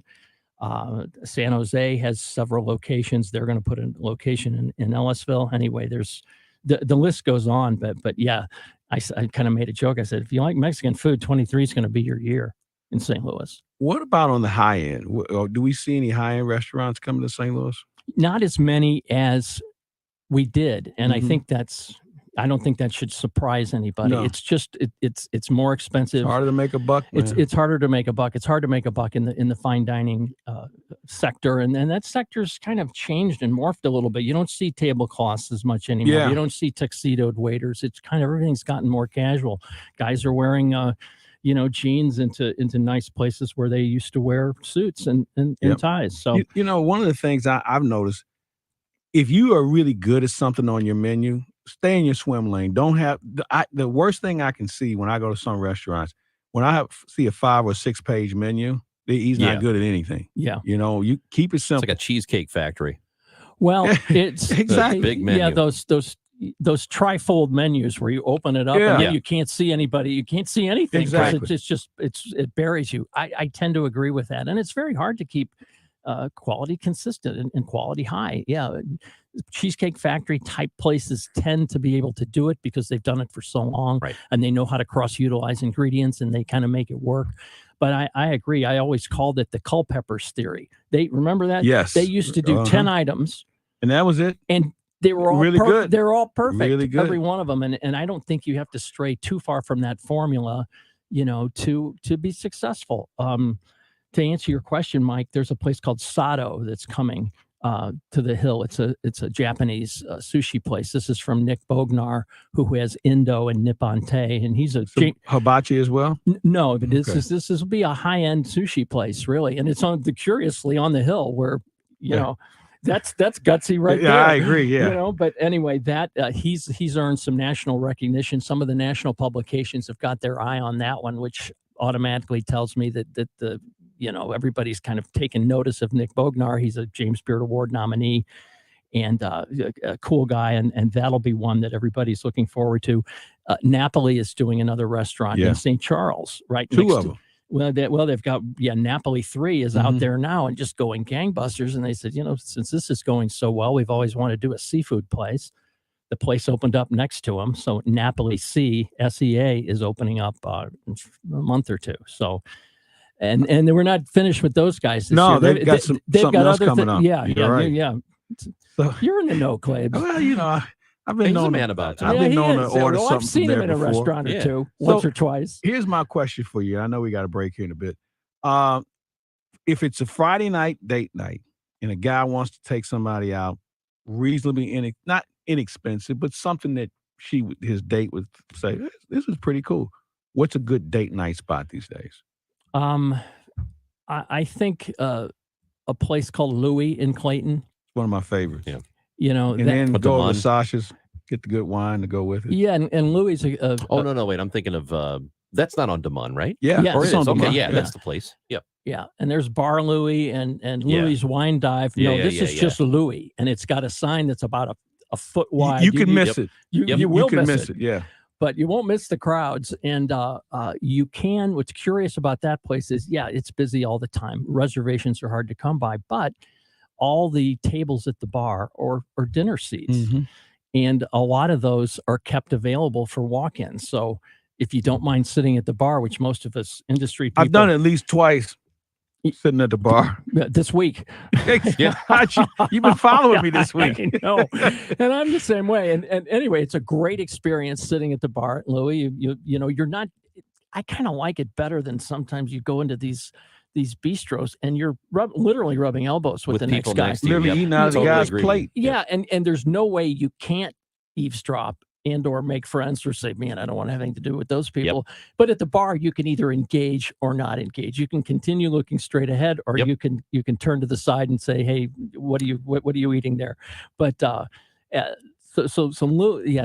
a really good place. I think it's one of the best. I know it's one of the best restaurants in town. Same kind of thing, a one-page menu and everything is killer. It's just, don't ask them what's good, because it's all good. Just order what you want and you'll be happy. George, the last thing before we let you go, I know you wrote about this tip jacking, which is it a thing that people really need to be worried about? And what it is, you leave a tip, you sign the credit card, and maybe they put a 1 in front of the 8. Like you've left an $8 tip, they might put a 1, make it 18, or turn a 3 into an 8. Is that a thing that people need to be on the lookout for? I see this. I wrote about this for the first time 10 years ago when I first heard about it. And I thought everybody kind of knew what tip jacking was, when servers jack up their tips. It's very simple. Have you ever heard of this, Claves? I've heard of it, haven't experienced it. And the reason, I don't think any of us worry about it, but should we worry about it? Probably not is the answer. But I don't think it's a bad idea to look at your credit card statement every month and try to reconcile, at least spot check it every now and then, because these things do happen. As soon as I wrote about this, I heard from 3 other people said that just happened to me. So it does happen. And one lady, I thought this was curious. She rounds up her alters her tip so that the total equals an even amount. She said, it's easier for me to remember that it's $32 than it's. That's what I do. And a lot of people do that. And I didn't know that that's a good reason why. So there's ways to do it. Another way is just to tip in cash. And a lot of people do that. They just put a hard line through the tip line and tip in cash, and the servers appreciate that too. Yep. I've done that a lot too. If I ever have cash on me. That's it. Nobody carries cash. I never do anymore. George Mahey, good to see you again. Thank you. Thanks for coming in. Sure. You're the wife, my best. I sure will. Thanks. George Mahey, dining editor at St. Louis Magazine, with us here on the show. When we come back, I got another restaurant question. This one's going to be for Claiborne. That's what happens. Well, he's a when we food come expert. Back. He can sit in on this. Yeah, if you want to stick around, you can. Sure. Right? Stick around, George. We can't hear from Claibs all day. That's right. I don't even want to talk to myself. Perfect. KMOX. What really matters to you? At Archwell Health, that's what matters to us. When Linda told her doctor about the trip her family planned for her 70th birthday, our team worked together to improve her mobility. Then there's Shirley, who wanted to lose a little weight. She and her doctor chose an Archwell Health exercise class, and her dietitian also had a few ideas. We're here to help you live your life to the fullest, because you are more than a patient. Join today at archwellhealth.com/livewell. Hi, this is Ken. And Laurie Heisey of Heisey Advisory Group. We're dedicated to helping individuals and families work toward their financial goals. Join us Sundays at 9:30 a.m. for Your Retirement Highway. Investment advisory services by individuals through AE Wealth Management, LLC. Football's biggest game of the year is coming up February 12th. But if you're looking to travel in 2023, the biggest day of the year for you is February 4th. It's AAA Travel Marketplace. It's the super big, can't-miss travel event of the year. AAA Travel Marketplace features tons of cruise and tour partners all under one roof with limited-time special offers for huge savings on your next dream vacation. AAA Travel Marketplace, Saturday, February 4th, 9 a.m. till noon at the Holiday Inn at Watson and Lindbergh in Sunset Hills. Get all the info at AAA.com/travel show. The federal government is hiring 87,000 new IRS employees and enforcement agents. Make no mistake, with spending out of control, they're looking to collect revenue. The first target will be you. If you have not paid your taxes or filed them in years, let me help you get that target off your back. Hi, this is Lance Drury with the Lance Drury Law Firm here in St. Louis. So if you have unfiled returns, wage levies, bank levies, or tax liens, now's the time to call the Lance Drury Law Firm before the IRS calls you.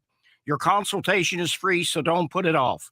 The Lance Drury Law Firm focuses solely on tax resolution law. It's all we do. And if you have IRS problems, you have legal problems. Let us use our tax law resolution experience to guide you and work on your custom resolution plan. Call now. It's free and confidential. Call me, Lance Drury, at 314-260-6120 or go to LanceDruryLaw.com. The choice of a lawyer is an important decision and should not be based solely upon advertisements. Join Mark Patrick Seminars. Lose the weight and stop smoking. Only $49.99. Seminars Wednesday, February 1st at the Holiday Inn Express Suite St. Louis Airport in St. Louis. And Thursday, February 2nd at the 4 Points by Sheraton St. Louis Fairview Heights in Fairview Heights. Weight loss seminar 5:30 p.m. Stop smoking seminar 8 p.m. Sign up at markpatrickseminars.com. Filing for Social Security could be one of the biggest financial decisions of your lifetime. Find out why with Your Retirement Professors. Saturday afternoons at 1 on St. Louis's News Radio, KMOX. Find your center in the new year. Find your why. Join the Y in January and pay no joining fee. Plus, get $75 in Y Bucks through January 16th. 24 branches in Missouri and Illinois. No contract. Stop in or visit gwrymca.org. More Amy, more Chris. What is this weird show? The Show on KMOX. It's the only fast food chain that I actually like and think is reasonably good for the world. Whenever I come to LA, in fact, one of the reasons I look forward to doing the taste is because as soon as I arrive, I'll hit the airport In-N-Out, and on my way out of town after finishing the taste, I'll pick up another.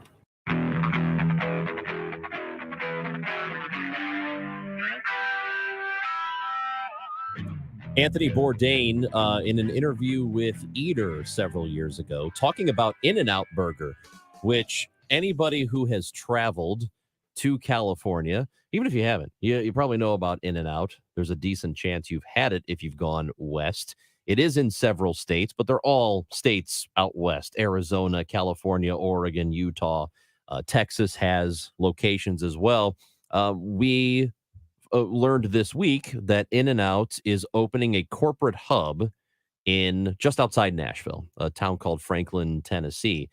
We are visiting with George Mahey from St. Louis Magazine. He's the dining editor there. Claves is in for Amy today. I'm Chris Ranji. I have a weird relationship with In-N-Out. I like it. I think it gets highly overrated by people who are from California.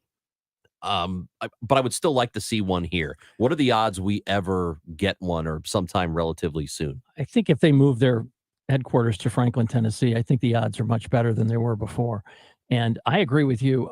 It was a long time before I was experiencing the hype long before I tried an In-N-Out burger. And my first one, I thought my expectations were really high. You know what? Did not disappoint. It was really good. It was a good burger. Yeah. Fries were good. Burger was good. And I said, okay, I get what all the hype's about. And they keep it simple. Yeah. And that's the one thing. So when we go out on the West Coast, we're in Phoenix playing the Diamondbacks. John Rooney will rent a car and Jim Jackson and I will ride to the nearest In-N-Out burger and have lunch. We're in San Francisco. There's an In-N-Out burger down by Fisherman's Wharf that we will make sure we go by. And there's one in LA that we always go to. So that is one of our main staples. And, you know, it's just like when people come to St. Louis and they want to go to White Castle, or as George and I are talking about when Shake Shack first hit town, everybody wanted to be there. It's something about hamburgers, George, that people will follow as a tradition, whether they came from somewhere or they heard about. That's the one item that people will follow no matter where they're at. Yeah, and it's a big uniter. We could talk about Shake Shack versus In-N-Out Burger all day long. All day I mean, long. They have a hamburger tournament. Oh, God. Shake Shack. Well, it's almost March. Smash burgers are steak still and- a big steak and thing, shake, and I get that a lot. I think they taste the best. What's your favorite burger? And then you get into the whole thick burger versus thin burger versus smash burger versus how smashed do you want it? Yeah. You could have a Carl's Drive-In smash, Yes, that's what I was- which is really smashed. Did you ever go to Connolly's Goody Goody? Yes. On Natural Bridge? Yes, they absolutely. had one of the best burgers as well. What's funny about In-N-Out, and in that Bourdain interview, he's talking about, because he used to stay at the nicest places, the nicest hotels. He'd say you'd walk into a hotel, and typically if you walk into the lobby and you got a bag of fast food in a place like that, everybody kind of looks at you like you're, lower class. He said, but if you walk in with a bag of In-N-Out, everybody's cool. like, oh, well done, sir. Yeah. Like, what a great choice you've made. You're going to love it. It's so weird what In-N-Out is for people. And they're all over California. It's Yeah. like the Breadco is here. You can't you'll trip over one if you walk a block or two. So it's pretty hard to avoid. And like I said, I've had it 2 or 3 times, and that's pretty good. I mean, most of those, you're going to hit a clinker every now and then, and to hit it every time, it's hard to do. It's consistency. That's the name of the restaurants, and it's hard to do, fast food or not. I got to tell you, it's been what, like 7-8 years since I've had it. I really hope it opens up, because I kinda want need to one give right it now. one more try. I do too. I need to try it. See if we can get a DoorDash to LA? to Salt Lake City. and see if It'll we be 20 hours. It'll be fine. George, thanks for sticking Sure. around. That's George Mahey, Mike Claiborne, Chris Ranji, and you're listening to KMOX. Searching for something to say. Finding great candidates to hire can be like, well, trying to find a needle in a haystack. Sure, you can post your job to some job board, but then all you can do is hope the right person comes along, which is why you should try ZipRecruiter for free at ZipRecruiter.com/radio. ZipRecruiter doesn't depend on candidates finding you. It finds them for you.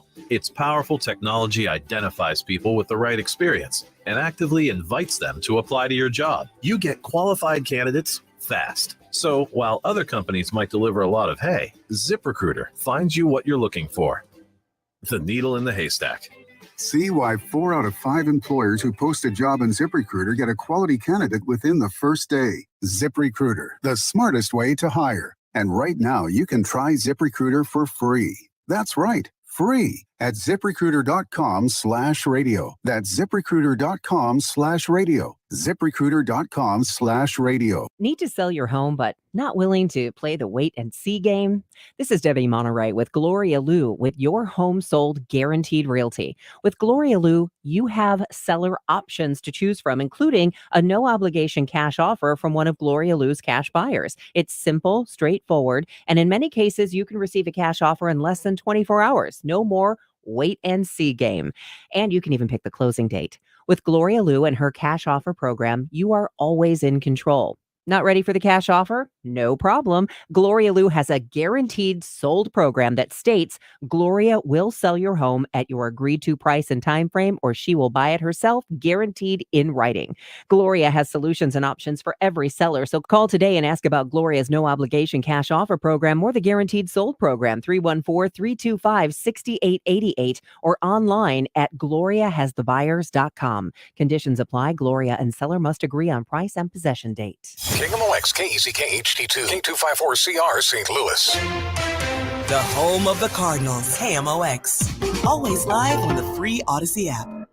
So I have a new client to tell you guys about, Doctors Birdie and Malhotra from Ophthalmology Associates. You've heard about them for years. Charlie Brennan, Tom Ackerman, Trish Gazelle, so many personalities have gone to see these doctors. I recently went myself. I have a very slight prescription, but I have something called narrow angle glaucoma in my family, so I have to be really careful about that. I had the best exam I've ever had from the most courteous professional people I've ever dealt with. Put aside all the puffery, put aside all of my salesmanship. These are the best eye doctors in town. They're so professional, so competent. Their staff are so friendly. Everything about them, whether it's a LASIK procedure or it's simply eyeglasses or sunglasses, whatever it is, these are the guys. 314-966-5000. That's 314-966-5000 or online at youridoc.com for Doctors Birdie and Malhotra at Ophthalmology Associates.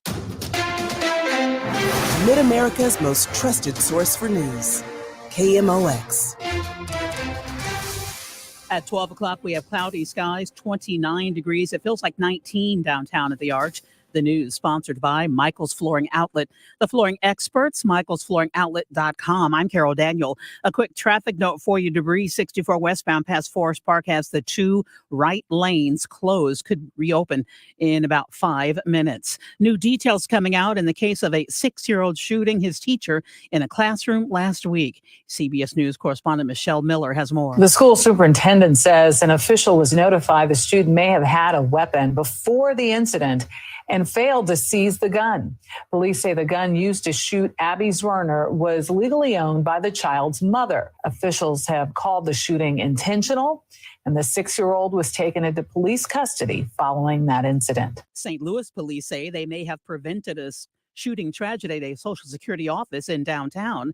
Kevin Killeen is following that story. This gold minivan at the heart of the shooting has been seen around downtown for a while. Police say a woman who lives inside there calls herself a sovereign citizen. The van is plastered with political slogans, and there was a report she was planning to shoot up the Social Security branch office at 16th and Delmar. So they said, come with us. The police say she fired at them first. They ran for cover, returning fire. No one was hit on either side, but the woman is now under arrest. A home invasion case in O'Fallon, Missouri has officers looking for one remaining suspect. Around 1 o'clock early this morning, police say 5 suspects in a stolen vehicle out of St. Louis City broke the back door to a home in the Winghaven subdivision. Once inside, they demanded money and the keys to the homeowner's vehicle, whom they struck in the head before leaving. Police say they even squeezed off around inside the house and took off in both stolen cars. O'Fallon police tracked down both vehicles after one of the stolen vehicles wrecked in the Clayton-Ladue area. 2 suspects were arrested then. 2 more were picked up in the other stolen vehicle when a police chase ended off of Highway 94. 1 suspect is still at large. Police say the homeowner's injuries were serious but not life-threatening. The gun was reportedly stolen out of Florissant. Stuart McMillan, KMOX News. Catalytic converters ripped out of 17 buses at the Belleville School District bus yard overnight. Superintendent Brian Mincer tells Fox 2. We're in the process of reviewing the video along with the Belleville Police Department. Obviously, hopefully we bring this to resolution where we can figure out exactly what happened. And then obviously we're going to look at additional security measures here on the bus lot. And the KMOX business desk, we have an update on the Rams settlement money. St. Louis City and County are upping the interest they're getting from the Rams settlement money, with both placing their shares of the funds into higher yield accounts. The city's $280 million is handed over to the Missouri Securities Investment Program. The county puts their $169 million into 6 to 11-month notes. Neither indicated how much interest the money will earn. Both the city and county face criticism for letting the money sit for a year with very little interest before being put into interest-bearing bank accounts. Sean Michael Lyle, KMOX News. The Dow up 21 points at 34,211. There's a crash 44 eastbound at Bowles Avenue on the right shoulder. Watch for a stall 270 southbound at Page Avenue. The left lane is closed, could reopen in a couple of minutes. They're still cleaning up debris 64 westbound past Forest Park. The 2 right lanes are closed. That winter feel is back for a change this month. Windy and cold, partly sunny skies, only 35 for the high. Feels colder if you're caught in that wind. Tonight, clear, diminishing winds, cold temperatures down to 22. The weekend, holiday weekend, Saturday, sunny and 45. Sunday, bit of a changeable sky, a mix of clouds and sunshine up to 53 Sunday afternoon. Monday, periods of rain and 58. I'm meteorologist Dave Murray for the Voice of St. Louis, KMOX. Cloudy skies, 29 degrees. It feels more like 19 downtown at the Arch. I'm Carol Daniel, KMOX News.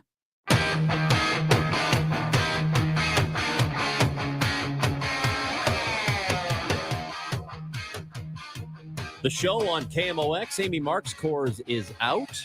Mike Claiborne is in. I'm Chris Ranji. We thank you for listening in. Final hour of this show before Dave Glover comes up at 1.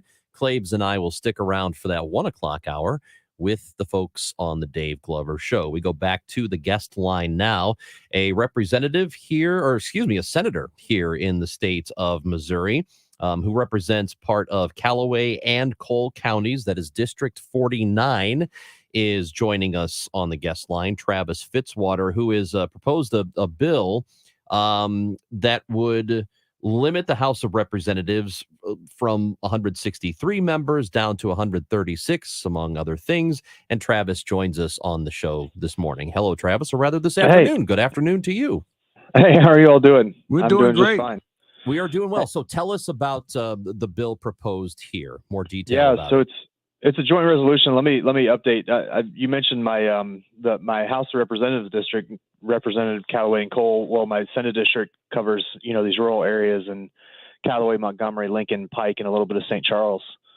So it's a much bigger land space than my House district used to, and I'm just honored to represent that area. This joint resolution, which would have to be approved by Missourians, just reduces the size of the state House to probably a more manageable number and gives each individual House member a little bit more authority, which I think would be important and make them more representative and help them to have a little bit more say over the process. I actually, the first time I filed it in my House career was early on when I kind of saw how the power was divvied out in the legislature, and it was very top-down leadership in the House, which it will probably always be that even with 136 members, 163.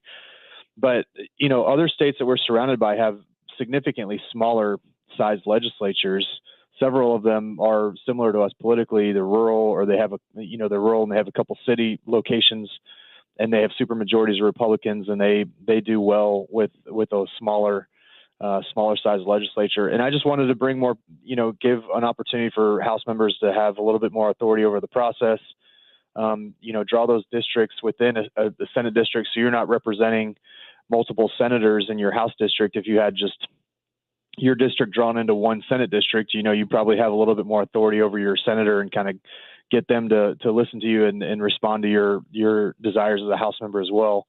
So just kind of a number of just good government thoughts, I thought, on ensuring that we have a smaller government and give a better representation to the people. Senator, we have a situation like that in St. Louis where they reduced the amount of aldermen and they've cut it in half.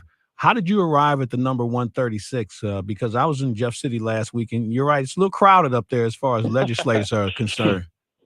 Yeah, so I don't think there was any magic formula. It was just how many would be appropriate to put in individual Senate districts. So, like I mentioned, those districts those House districts would be drawn into an individual Senate district. So there'd be four for every Senate district, or 4 or 5. And so my original number actually had the House going down to about 100 members. So there'd be 3 House members for every Senate district, which was kind of what Tennessee does. They are very similar size population as us, and I believe they have 99 state representatives and 33 state senators. But that was such a significant change. It just didn't seem like that got changed in committee to not be such a significant cut in the amount of state House members at that time. So we've kind of just kept it there to where we negotiated several years ago, and just see what kind of movement we can get on it going forward. How would this change the weight of the representatives representing certain populations? Would certain populations like St. Louis, for example, or more populated areas be more adversely affected than maybe some of the rural populations? I think everybody tries to make a case that this is going to hurt them, but it changes the state it changes the population size everywhere. If anything, the rural areas, I think the most pushback that I got on the bill was actually from the rural areas, where these folks are already driving pretty large distances just for a House district that represents 37,000 people. And so if you move that number to 45 to 50,000, which would probably be the number with a new House districts under this bill, you add 8 to 10,000 new new constituents in a district, some of these rural areas that geographically could change the size pretty dramatically. So that was some of the thought was, some of the pushback I got was more from rural folks who want to really represent their people well and think 37,000 is a good number. Going back to what's going on in St. Louis with the aldermen, they reduced it in half, but they doubled their salary. Doubled their salary. For you, where does that stand from a salary standpoint? Because their argument is, well, we're representing more people. There's more work to do. How would that work in the state of Missouri?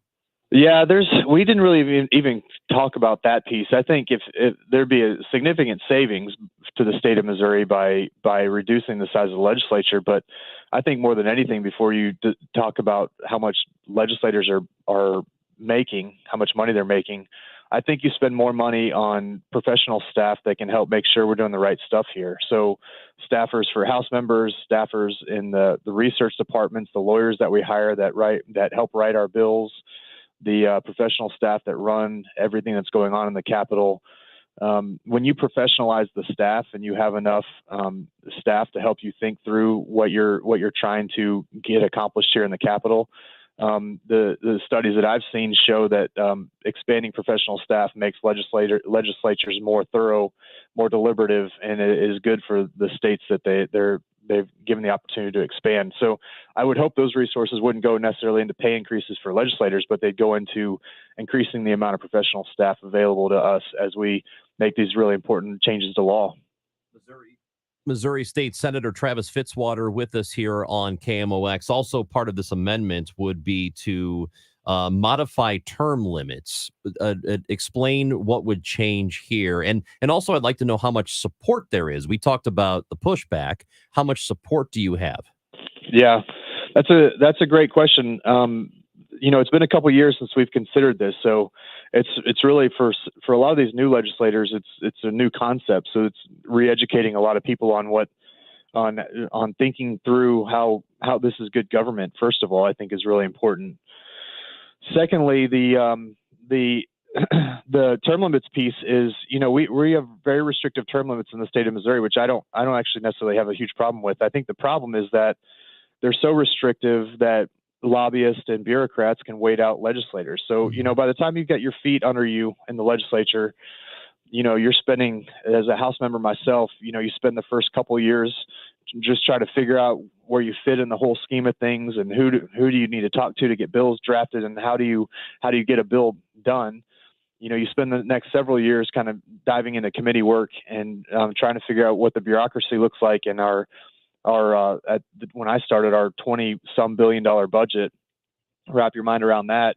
And by the time you get into your last term and you feel like you finally got your mind wrapped around what it means to be a legislator and to think through all the details of state government, you feel like you finally got a grip on how to push back against bureaucracy and lobbyists, and actually have some thoughts on how the government should function.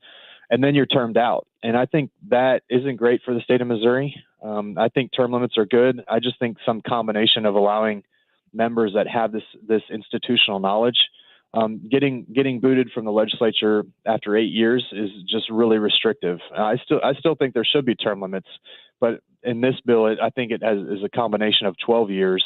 You can serve in any chamber for up to 12 years, and that I think that's appropriate to at least give people a little bit more time to push back against the bureaucrats and lobbyists that can wait people out, and prevent us from doing the work that's going to be required to put our state on the right track going forward. Yeah, your proposal is to go from 8 to 12 years. And I agree with you on institutional knowledge. So when that conversation comes up for U.S. House of Representatives or the Senate, the United States Senate, same conversation for me. I think there should be people who know how to get things done, but there's a shelf life. And probably it would be time to move on from some of them. My question to you is, lobbyists have a huge influence over what happens in both the state and federal level. How does adding more years limit the influence of lobbyists? Along with the fact, if you reduce the legislatures, right, maybe Because if there's you get a hold of somebody and you're a lobbyist, well, now you got them for another 4 years, right? Yeah.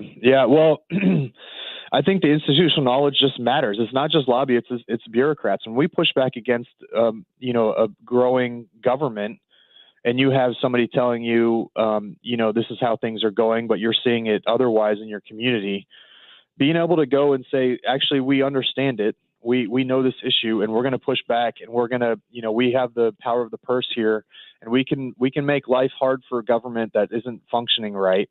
I think that's crucial. I think we need to give tools for that. And listen, I think there's a lot of conversation to be had in this space. I don't think that I have all the right answers, but I think giving a little bit more time for folks. I think if you talk to most legislators that serve 8 years here, you'll get the same impression that 8 years isn't. By the time you figure your career out here, 8 years you're getting removed, and so I think. There's value in that, and seeing a lot of new faces every 2 years is actually a good thing, and it's refreshing in this building. But at the same time, expanding that just a little bit, I think would be valuable for people understanding how government works and what buttons they can push to serve their constituents and serve our state. And I just think it's a problem. I mean, I just see it. I see it firsthand, and I think as legislators go through, they need all the tools they can to be successful. And I think a little bit more time would be helpful. Travis, last thing before we let you go, timeline on this if everything goes through. Yeah, I don't know right now. I'm still trying to, just having been in the legislature or in the state Senate now for 2 weeks, I'm still trying to wrap my mind around what this new role looks like. So I wish I could tell you some timeline, but I hope that I can get a hearing on it here in the next several weeks, try to get it some momentum, and we'll see where it goes. Great. Well, let's talk in the future on this, hopefully in the near future as we make some progress, and would be good to get your perspective. And best of luck to you in the Senate. Continue the work. And Thank you all so I know much. there's a lot to do. Yeah, I appreciate it. Thanks for the time. That is Missouri State Senator Travis Fitzwater visiting with us on the show. We did get some news about a former Cardinals player, somebody that we all know has passed away, and we will talk about Ted Savage, a Cardinal great, next on the show. Hey, it's Matt Pauley. The Cardinals Care Winter Warm-Up is this weekend at Ballpark Village. I'll be broadcasting live from Cardinals Nation Restaurant Saturday beginning at 10 in the morning. I'll be talking with current and former Cardinals players and keeping you up to date with everything Cardinals related. The Cardinals Care Winter Warm-Up this weekend. KMOX is Cardinals Radio. Hey guys, Glover here for my friends at Zero Res Carpet Cleaning. Happy New Year on behalf of Zero Res. And they are celebrating the new year by giving you a great January deal. Get this, 23% off all of our services. Of course, carpet cleaning, pre-treated and Zero Res clean with the 30-day gotta love it guarantee, upholstery, air ducts, anything that you need in your home that's going to make it more beautiful, more healthy, more livable for the winter months coming up. If your New Year's resolution has anything to do with just improving your home and improving your quality of life, which of course most of us do, check out Zero Res. We have a 4.9 rating on Google with over 4,300 reviews. Once again, big news. DGS special for January 2023 is 23% off all services. Call 314-474-2020 or book online at ZeroResSTL.com. Happy New Year. Hi, this is Ken. And Laurie Heisey of Heisey Advisory Group. We're dedicated to helping individuals and families work toward their financial goals. Join us Sundays at 9:30 a.m. for Your Retirement Highway. Investment advisory services by individuals through AE Wealth Management, LLC. A couple of weeks ago, as cold as it's been in quite a few years, and we had excess of 200 plus phone calls we just couldn't handle in 3 days. 200 plus, that's double what we normally do on the hottest day of the year. That's ridiculous. That would mean I would need 25 more people, which we didn't have. And I appreciate everybody understanding, and hopefully it all worked out for you, and hopefully it's not a sign to come. But definitely, without a question, if your furnace is older or you're not sure, definitely call me, have us come out and check your furnace, make sure you're good for this winter. That's Bart Inman. One easy number, Missouri and Illinois. It's 314-293-2600. Again, Bart Inman, 314-293-2600, or Bart Inman, that's Bart with a B, Inman with an I.com. You know when you start up a motorcycle and you hear it go vroom, vroom, vroom when it takes off? I was losing that. I was losing my energy like everybody does as they grow older. And I don't want to be tired. I don't want to look tired, and I don't want to be tired. I started using Balance of Nature about 1.5 years ago. Noticed the results immediately. And I went, oh my gosh, this works. This is what I've been missing all my life. I'm loving life actually more than I ever have. I missed my va-va voom. I got it back. Experience the Balance of Nature difference for yourself. See why Kathy Lee Gifford and thousands of others have had life-changing success with Balance of Nature. Take advantage of our New Year's offer while you still can. Call 1-800-246-8751 or go to balanceofnature.com. That's 1-800-246-8751 and get $25 off plus a free fiber and spice when you use discount code KLG. Hi, this is Brian with Velocity Home Buyers, and I buy houses cash. If you own a house and want to sell it fast at a fair price, call me at 314-782-5555. I can pay cash and close in as little as 7 days. I buy houses in any condition and any price range in the St. Louis area. I'm a private real estate investor who buys several houses a month, and I want to buy more. I buy inherited houses, divorce houses, behind in payment houses. I even buy my tenant won't pay me the rent houses. Do you own a house that needs updating, but you don't have the time or money for it? Great, because I love buying outdated houses. I buy vacant houses, behind on taxes houses, and foreclosure houses. If you own a house and want to sell it fast, call me at 314-782-5555. That's 314-782-5555. We go where you go. 1120 AM, 98.7 FM, KMOX.com.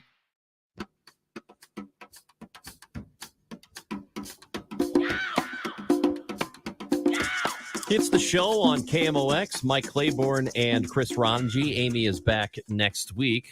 Thank you for listening in to the show today. Got some bad news about a former Cardinal, Claibs. Yeah, Ted Savage, former Cardinal who grew up in East St. Louis, played for the Cardinals and multiple teams in major leagues, passed this late last night at the age of 85 years old. And Ted, Dr. Ted Savage, he had his doctorate. He was also the athletic director at Harris Stowe for a while. But he was known as one of the true Cardinal ambassadors once his career ended, and did a number of different things within the Cardinal organization. Cardinals Care, before Cardinals Care really got off the ground, that was Ted Savage, getting involved with a lot of charities around town. I'll tell you one story I remember. He would always show up at fantasy camp, and one year we were all flying down together, a bunch of players, whole 9 yards, and Ted had on this World Series jacket. I mean, he was proud of this thing. It was a good-looking jacket. So there was this young man on the flight, and so Ted started to talk to him. He said, "You're a baseball?" "Yeah, I'm a Cardinal fan," the whole 9 yards. He took this young man down the aisle and introduced him to every former player. And when it was over with, he said, "You may need this one day." He took the jacket off and gave it to him. Oh, come on. Yeah, that's the kind of guy he was. And I've known Ted all my life. I grew up in the same neighborhood he had a house in North St. Louis. We used to always kid about the fact Ted was the only guy who had an in-ground swimming pool in North St. Louis. I went to school with his daughters, and Carla and Wanda. Certainly my thoughts go out to you two. But a wonderful man that we're certainly going to miss. I saw him last year for Curt Flood Day, but he was living in Florida. So we'll get some more details and pass them on to all the folks who knew Ted Savage. Yeah, I met him, and I told you this in the office. I suppose it was a Cardinals caravan. I don't know if it was that, but he came to Madison, Illinois. I think it was Madison. And no, Mitchell. I'm sorry, it was Mitchell, Illinois. There used to be an old ballpark, like a little league field. And I think it's a place of business now, but there were a bunch of former Cardinals players there, and he was there. And I remember sitting next to him on the dugout, and I think I was bothering him. I'm pretty sure he got. I've never heard that said about you. Yeah, I know. I think I was about 9 years old, maybe 8, and I recall him like getting up and walking like leaving and going down the dugout to Go the other sit end. somewhere else. Maybe he won't follow me. Yeah, I think he was having a smoke in the dugout. And I'm like, hey, what are you doing there? He's like, I'll go away, kid. Really good, He really was good nice, throwing arm, really good defensive player, good athlete. He could play anything. And we'll miss him because he always had that look on his face. What are you doing?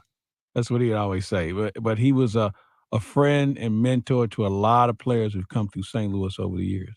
Yeah, so he was born in Venice, which is right Yeah. down the road Went from to East Side. Granite City. Yeah, went to Lincoln and went to Lincoln University, played ball there, and then eventually found himself in the big leagues. Got about 9 years in, but he played for a lot of different teams because he was a good defender. And at that time, teams were looking for guys who could throw runners out, and Ted could do that. And as I said, he went back to college and got his doctorate and did some other things, but he was always a Cardinal. Yeah, we were talking about this yesterday with Bill DeWitt III. And by the way, if you missed that interview, go to KMOX.com or download the Odyssey app, and you can listen to the interview that we did yesterday. And one of the things we talked about is with this being Martin Luther King Jr. weekend, and knowing the Cardinals have had so many great Black ambassadors to the game, Ozzie and Bob and Ted and Lou Brock. Do you think, and I asked this question of DeWitt, I know MLB is concerned about the lack of Black youths that are playing the game and the representation in Major League Baseball. Do you think we're making enough strides in that area? No, I don't think so. That athlete has almost been forgotten because he can't afford to play travel ball. He can't afford to have the private lessons. He doesn't get that time in the cage. And we've got to figure out a way to get them more involved because we're missing out on that 6 foot, 190-pound athlete. He's not playing football. He's not playing basketball. Those positions at the pro level really don't exist. Maybe a cornerback, but there's a lot of kids that can play this game if given the opportunity. I've always felt like, and especially here in St. Louis, I would like to see the Cardinals, because we have a lot of alums in St. Louis, to try and have former players adopt teams, high school teams, little league teams, go out, show kids how to do it the right way, teach coaches how to run a practice, making sure that they understand the real fundamentals, and adopt a team. Go out and see them maybe once or twice a week just to see how things are going, and then let them grow on their own, and let them be able to be mentored by someone, because they don't have that ability to go somewhere and sit in the cage for an hour and a half. And like I said, travel ball is just, it's a very exorbitant price right now. Yeah. So, but there's some kids that can play, and the ones who do get a chance to play have turned out to be pretty good athletes and pretty good players. And I shouldn't say athletes; they're baseball players who happen to be athletic, because I think sometimes we get that confused. Yeah, and in the United States over the last 20 to 30 years, it has really changed how young players are even able to be seen by colleges and by professional teams. It's very difficult. Kevin Wheeler can speak to that. He certainly knows. So when we come back, we're going to talk to Kevin Killeen from the newsroom. He'll be joining us next. Mike Claiborne, Chris Ranji on KMOX.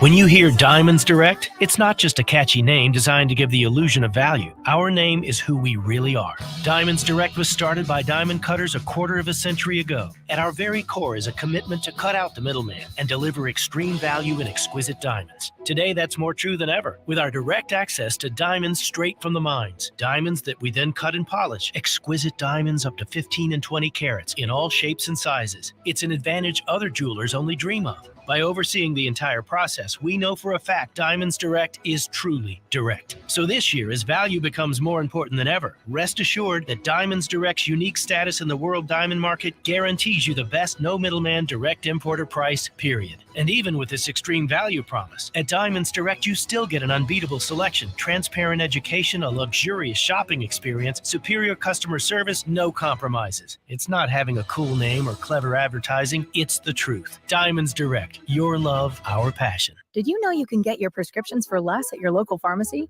You can with GoodRx. It's the free app that can save you money on your medications. Just search for your prescription, choose the pharmacy and the price that works best for you, and then show your GoodRx coupon to your pharmacist at the drop-off counter. GoodRx works at over 70,000 pharmacies, including Walmart, Rite Aid, and Walgreens, and it works whether you have insurance or not. It's easy to save. Next time you drop off your prescription, check GoodRx. To start saving today, go to GoodRx.com. GoodRx is not insurance. With one of the best savings rates in America, banking with Capital One is the easiest decision in the history of decisions. Even easier than choosing Slash to be in your band. Next up for lead guitar. You're in. Cool. Yep, even easier than that. And with no fees or minimums on checking and savings accounts, is it even a decision? That's banking reimagined. What's in your wallet? Terms apply. See CapitalOne.com/bank for details. Capital One NA, member FDIC. At 12:30, we have cloudy skies. It's 30 degrees. It feels more like 19 downtown at the Arch. I'm Carol Daniel with our top story this hour. The University of Michigan's Consumer Sentiment Index in January rose to its highest reading in 9 months, up nearly 5 points from December to 64.6, well above market estimates. The survey was taken before this week's release of the December Consumer Price Index, which fell to its lowest reading in 14 months. CBS News correspondent Jim Krasula reports now on a tech titan facing a pay cut. Apple CEO Tim Cook will take a more than 40% pay cut this year from a year earlier as the company refigures how it calculates his compensation. Cook will be paid $49 million this year. The company says it's adjusting his pay after feedback from shareholders. The ceremony tomorrow morning outside St. Louis Firehouse 13 as the street it sits on is renamed for a fallen firefighter. Shawmut Place in the Hamilton Heights neighborhood becomes firefighter Ben Polson Place. The public is invited to honor the sacrifice of the 33-year-old firefighter who died January 12th, a year ago. The NFL playoffs kick off tomorrow, a month-long push to find a new Super Bowl champion. Last year's winner, the Los Angeles Rams, didn't make the postseason. Patrick Mahomes and the Kansas City Chiefs are this year's betting favorites. There's a stalled vehicle 170 southbound to watch for past Airport Road. The left lane is closed. A crash 44 eastbound at Bowles Avenue. It is on the right shoulder. The KMOX forecast for the rest of the day.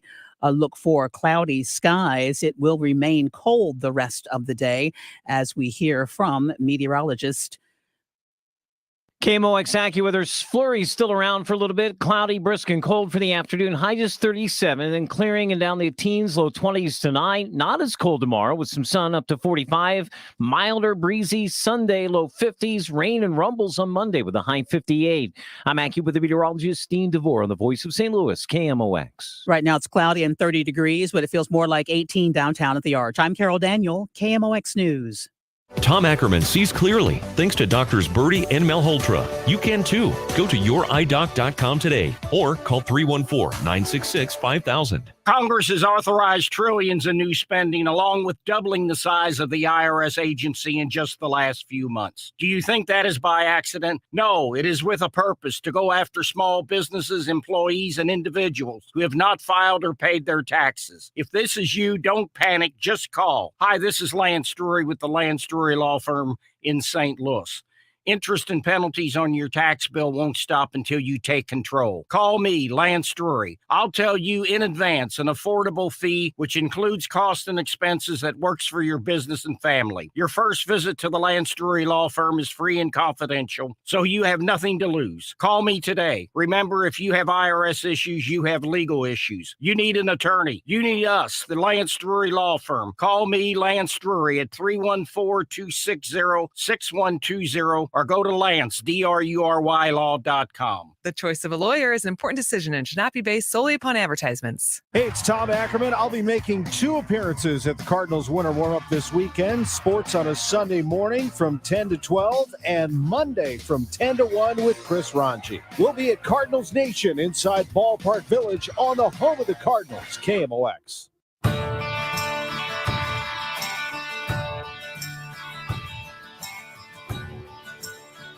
It is the show on KMOX. Amy Marks Cords is out until next week. Mike Claiborne is in for her. I'm Chris Ranji. About 25 minutes away from the Dave Glover Show. Claibs and I will stick around for that. We are joined in studio now by Kevin Killeen from the newsroom, who has just worked on a story and has been working on a story of the intersection at 44 and Hampton. We're seeing something we've not really seen there before. Yeah, there are 4 homeless tents, and Mike Claiborne and I were just talking during the break that you go to Los Angeles, they got 40,000 homeless people. San Bernardino, the California town famous for cruising, the first McDonald's, it's just gutted financially. And I saw a video recently of tent after tent after tent. Same thing in Portland, and now here we're seeing more tents. So we wanted to go up to this area on a cold day at Hampton and 44, and there's 4 tents on the hillside of the westbound entrance ramp. And I talked to one of the men who lives there, 32-year-old Richard Zagari. He says he grew up right down the street in the area, and I said, what's going on? I got hand warmers. How cold is it in the tent overnight? Oh, it gets pretty cold, but if you stay under your blankets, you know, your body heat gets trapped under there and you stay pretty warm. And ever worry about freezing to death? No. When it got down to 0 before Christmas. I had 4 sleeping bags and my hand warmers, and I stayed pretty warm. And, of course, we were talking about camping, Mike. The best part of every camp out is? You plan and you have better provisions. I was going to say you get to go home. Yeah, you do. Yeah, you don't stay out there all the time. Can you imagine being in these tents that are just up there in the wind on the hill, and they say they got layers, but I was in a tent once where it was only 32 degrees and could never really get comfortable, could never really fall asleep. Well, yeah. So when it's 0 or what this morning, it was 20 something degrees. I don't know how people survive like that, but I know things are difficult for a lot of people, and it's getting worse and tougher for those who are already poor. Do we know how these particular folks ended up in that situation? You know, you ask them and they give you a story and you think, well, I don't know. Like the first person, Richard Zagari, said that he had a foot injury and he lost his job. And I said, well, you know, you're asking for money here. Is drugs part of the issue? And he says no. But another one of the 4 people on the hilltop who would only give his first name, Steve, he said drugs is his thing. It is his problem, and it's how he got there. How did it come to this for you? Addiction. What are you addicted to? Fentanyl. And how long has that been an issue? A few years, about 5 years. Before that, what was your life like? Pretty nice. What were you doing? I was, I'm a union insulator. Well, that's a good union-paying job. Yeah. So you were living the American dream. Yeah. I had a $250,000 house. I had a pool in the backyard, a boat in the driveway. You know?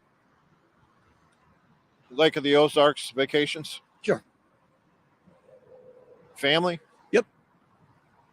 Wife and kids? Yep. And that's the thing that struck me about this. So we're standing doing the interview next to the exit ramp on eastbound 44, and everybody's looking at him, and you're looking at him as just he's another one of these guys. But he's telling me that he used to be one of us in the car getting off at the exit ramp to go to his job. And you see people avoiding eye contact, and they're on the phone, and they've got busy lives to lead. And some people say, I don't want to give them money because they'll just use it on drugs. But he's kind of pulling back the curtain and saying, because of fentanyl, I ended up standing here asking for money, and he's trying to get fentanyl every day. And then because of this? Yep. I got a divorce, and I went downhill ever since. Is there a way out for the people who are on the tent hill near Hampton and 44 to get back to at least some of what you had? Sure. What is it for you? I got to get into treatment. You know, that's my... And do you have any leads on that, or how do you get into treatment? It sounds silly, but I almost have to have the dope to go to treatment. You know what I'm saying? To feel good enough to go to treatment. That is a really interesting answer. You know, you hear so many different reasons on why people are homeless. Some choose to be that way. Some are like gentlemen you just talked to.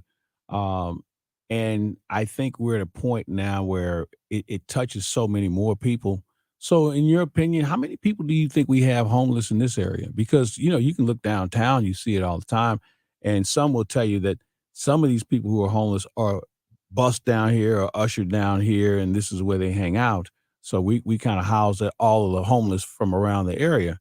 So in your opinion, how many do we have, and what can be done? Because I haven't heard anyone give me a legitimate answer on how we could at least turn the tide on this. Well, the official number from the last head count is about 1,000, I think. You see them around the sidewalks of downtown, just in the St. Louis area. And as far as turning it around, boy, that's the question. It seems like it's either mental illness or drugs, or maybe Yeah. mental illness from drugs.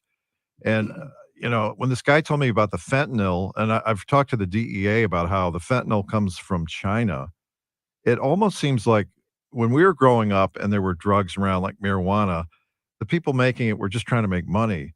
But now you wonder, are there people making drugs as sort of an act of warfare to just gut A disruptor.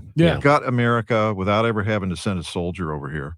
When you look at all these cities, San Francisco, Los Angeles, and now little tents popping up in formerly prosperous, solid middle class areas like Hampton and 44, something's going on. Yeah, I mean, it's certainly quietly deteriorating a generation.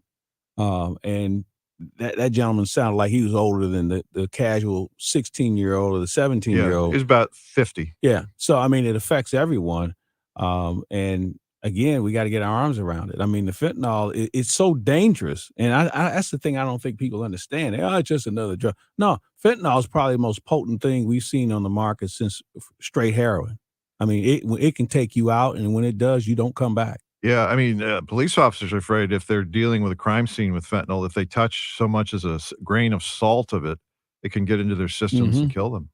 I've seen and I don't really know what to think about that because I've seen medical professionals push back against that idea that you could just touch it and die. I don't really know. I'm not in that area, so I have no expertise. I believe it. I mean, we've talked to cops who started to get tingly and numb, and then they were rushed to the hospital because they were working a fentanyl scene. Then the pushback against that is that it's anxiety, that you think something bad's going to happen to you, touch it, and then you start to panic. I don't know. Again, I don't really know because I am not a professional in that area, but I have read people who are doctors who have pushed back against the idea. But the overall problem is that it does affect people. It will kill people, and it's going to get worse unless something is done about it. And I feel for the gentleman you talked to. I feel terrible for them that's how it is, and that's how their lives are, and there's not really a support system for them. Yeah, and I should say, if any counselors are listening, that I asked them at the end, if a counselor hears this and they want to come by and help you get into treatment, can we, give your name? And he said, yeah, his name is Steve, last name initial B, he would only give, but he's right there at Hampton and 44. And he sounds like he's ready to get off the hill, get out of the tents. Yeah. Kevin Killeen, thanks for the reporting. Thank you. We appreciate it. That is Kevin Killeen from the newsroom. We've got Mike Claiborne here. We've got some Cardinals stuff to get into before we get to the first hour of the Dave Glover Show. We'll talk birds as winter warm-up starts this weekend here in St. Louis. You've got KMOX.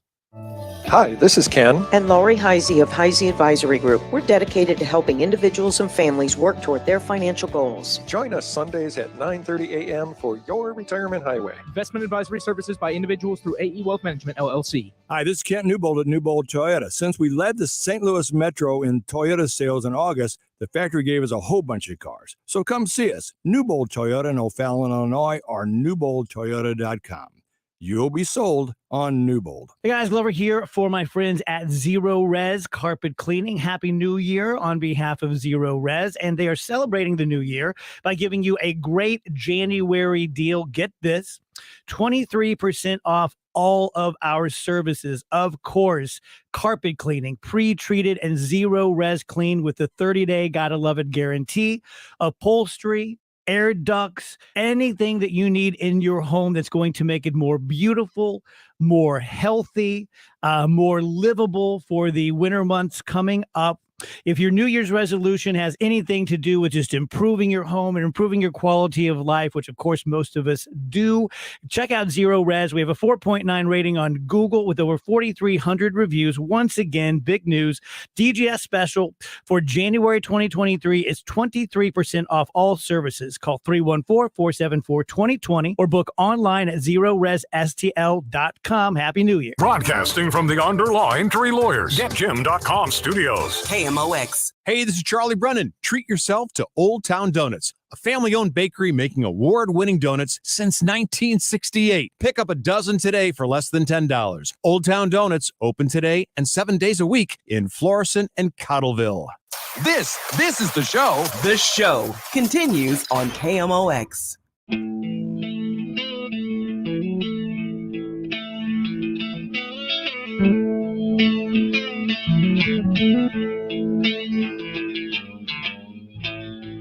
Claves and Ranji here on KMOX. Amy Marks Kors is coming back next week. And since we have one of the voices of the Cardinals with us here on the show, thought it'd be a good idea to talk about the Cardinals. You know, season's starting up. The winter warm-up is just around the corner. The Cardinal Caravan is underway as we speak. I just got a text from somebody in Champaign, Illinois, where the Cardinals are up there right now. So it's a good time. For me, it's the actual start of the Cardinal baseball season, starting with the warm-up. And then the next thing you know, we have spring training. We watch guys play catch for about a week or so. And then we have games. And then we come home and somebody's jumping out of a convertible for opening day. Yeah, that's right. And then the beat goes on. So, yeah, this is a fun time.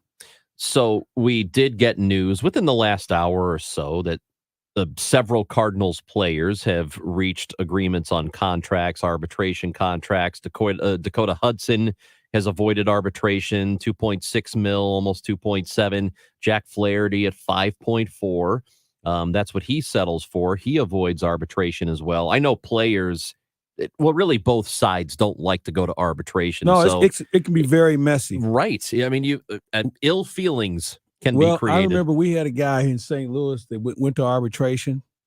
It got so messy, he never spoke to the general manager again. Never because spoke the to him. players, if I'm not mistaken, have to be They in have the to room. be there. Yeah.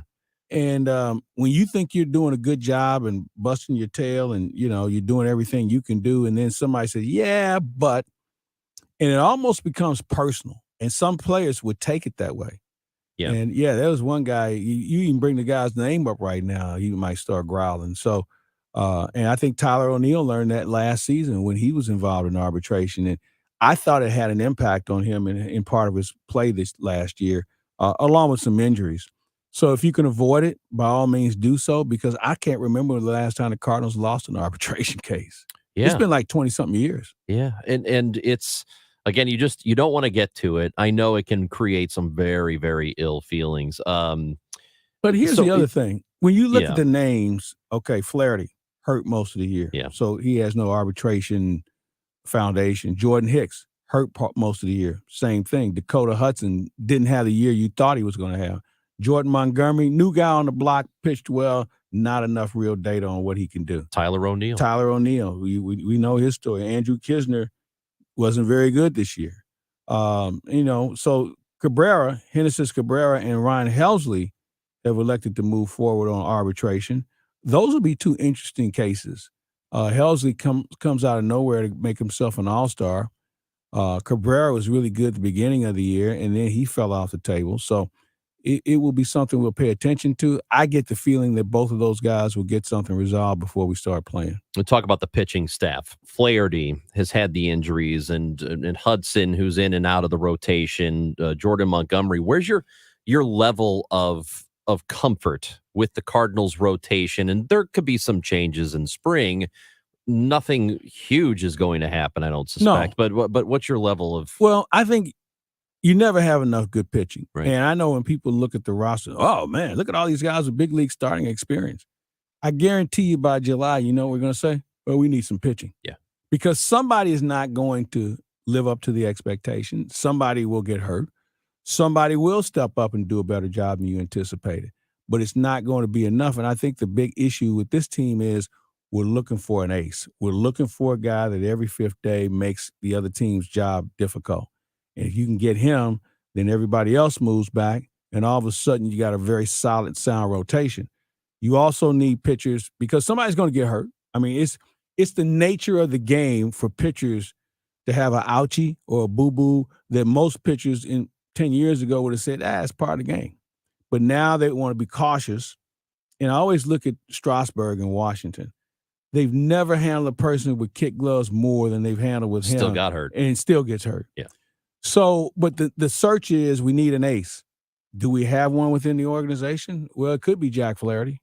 And with Jack Flaherty being unrestricted after this year, you would think he would want to show up and give you the best he has to offer. I know he's healthy, but you're still going to look for somebody, when the trade market rolls around. And that guy could be a rental on a team that's not going anywhere, or a guy that a team has decided we're not going to re-sign him after next year, so why don't we try and get something for him? Or he may have asked to be traded. So for those who felt like the Cardinals didn't do enough, I wouldn't say that because we're in the middle of January.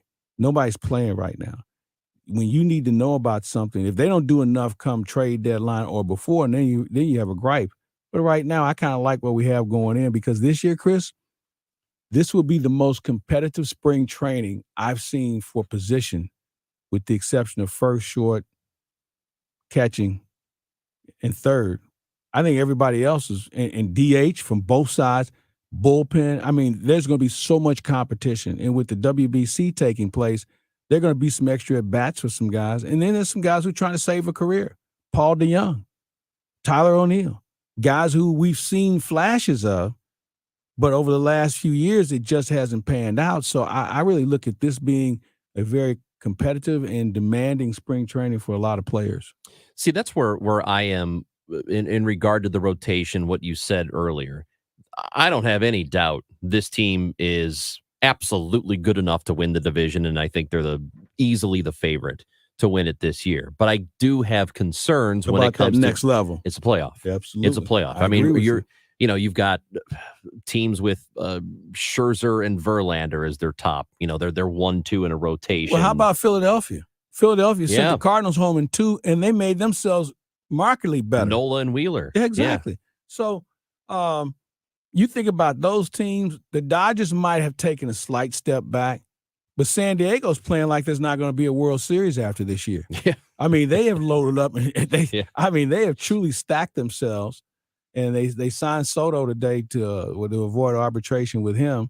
So there's some good teams out there, and we haven't even talked about the American League. I mean, you're right. There's a gap between winning the division and getting through the first round, and then after that, you're playing with house money because anything can happen. Yeah, and I thought they clearly had a very good chance against Philly.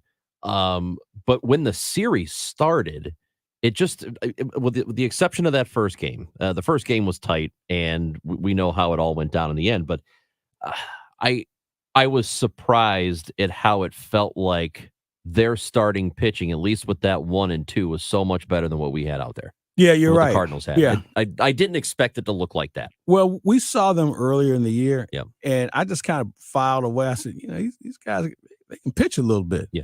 And we found out firsthand they can pitch a little bit. And when you look at who the Cardinals ran out, I mean, Quintana gave you a chance, but, you use him as an opener. You need a guy that can come out and guys are like, oh, this guy? Yep. And we didn't have that. Now, granted, Quintana gave you a chance. I mean, obviously, we should have won that game. Anybody will tell you, we should have won that game, but we didn't. In the second game, hey, you don't win if you don't score. And so, when your bats go cold and, your pitching lets you down late in the ball game, it's hard to recover because in postseason, everything is magnified so much more. The heart of the order here is good. This is a good one. You've got an MVP. You have another MVP caliber guy, Arenado and Goldschmidt. You've added Wilson Contreras to Where the do mix. you hit Contreras in the order? I like any of the. Okay, I like either Goldschmidt or Contreras at 2. I'm probably going Contreras, Goldschmidt, Arenado.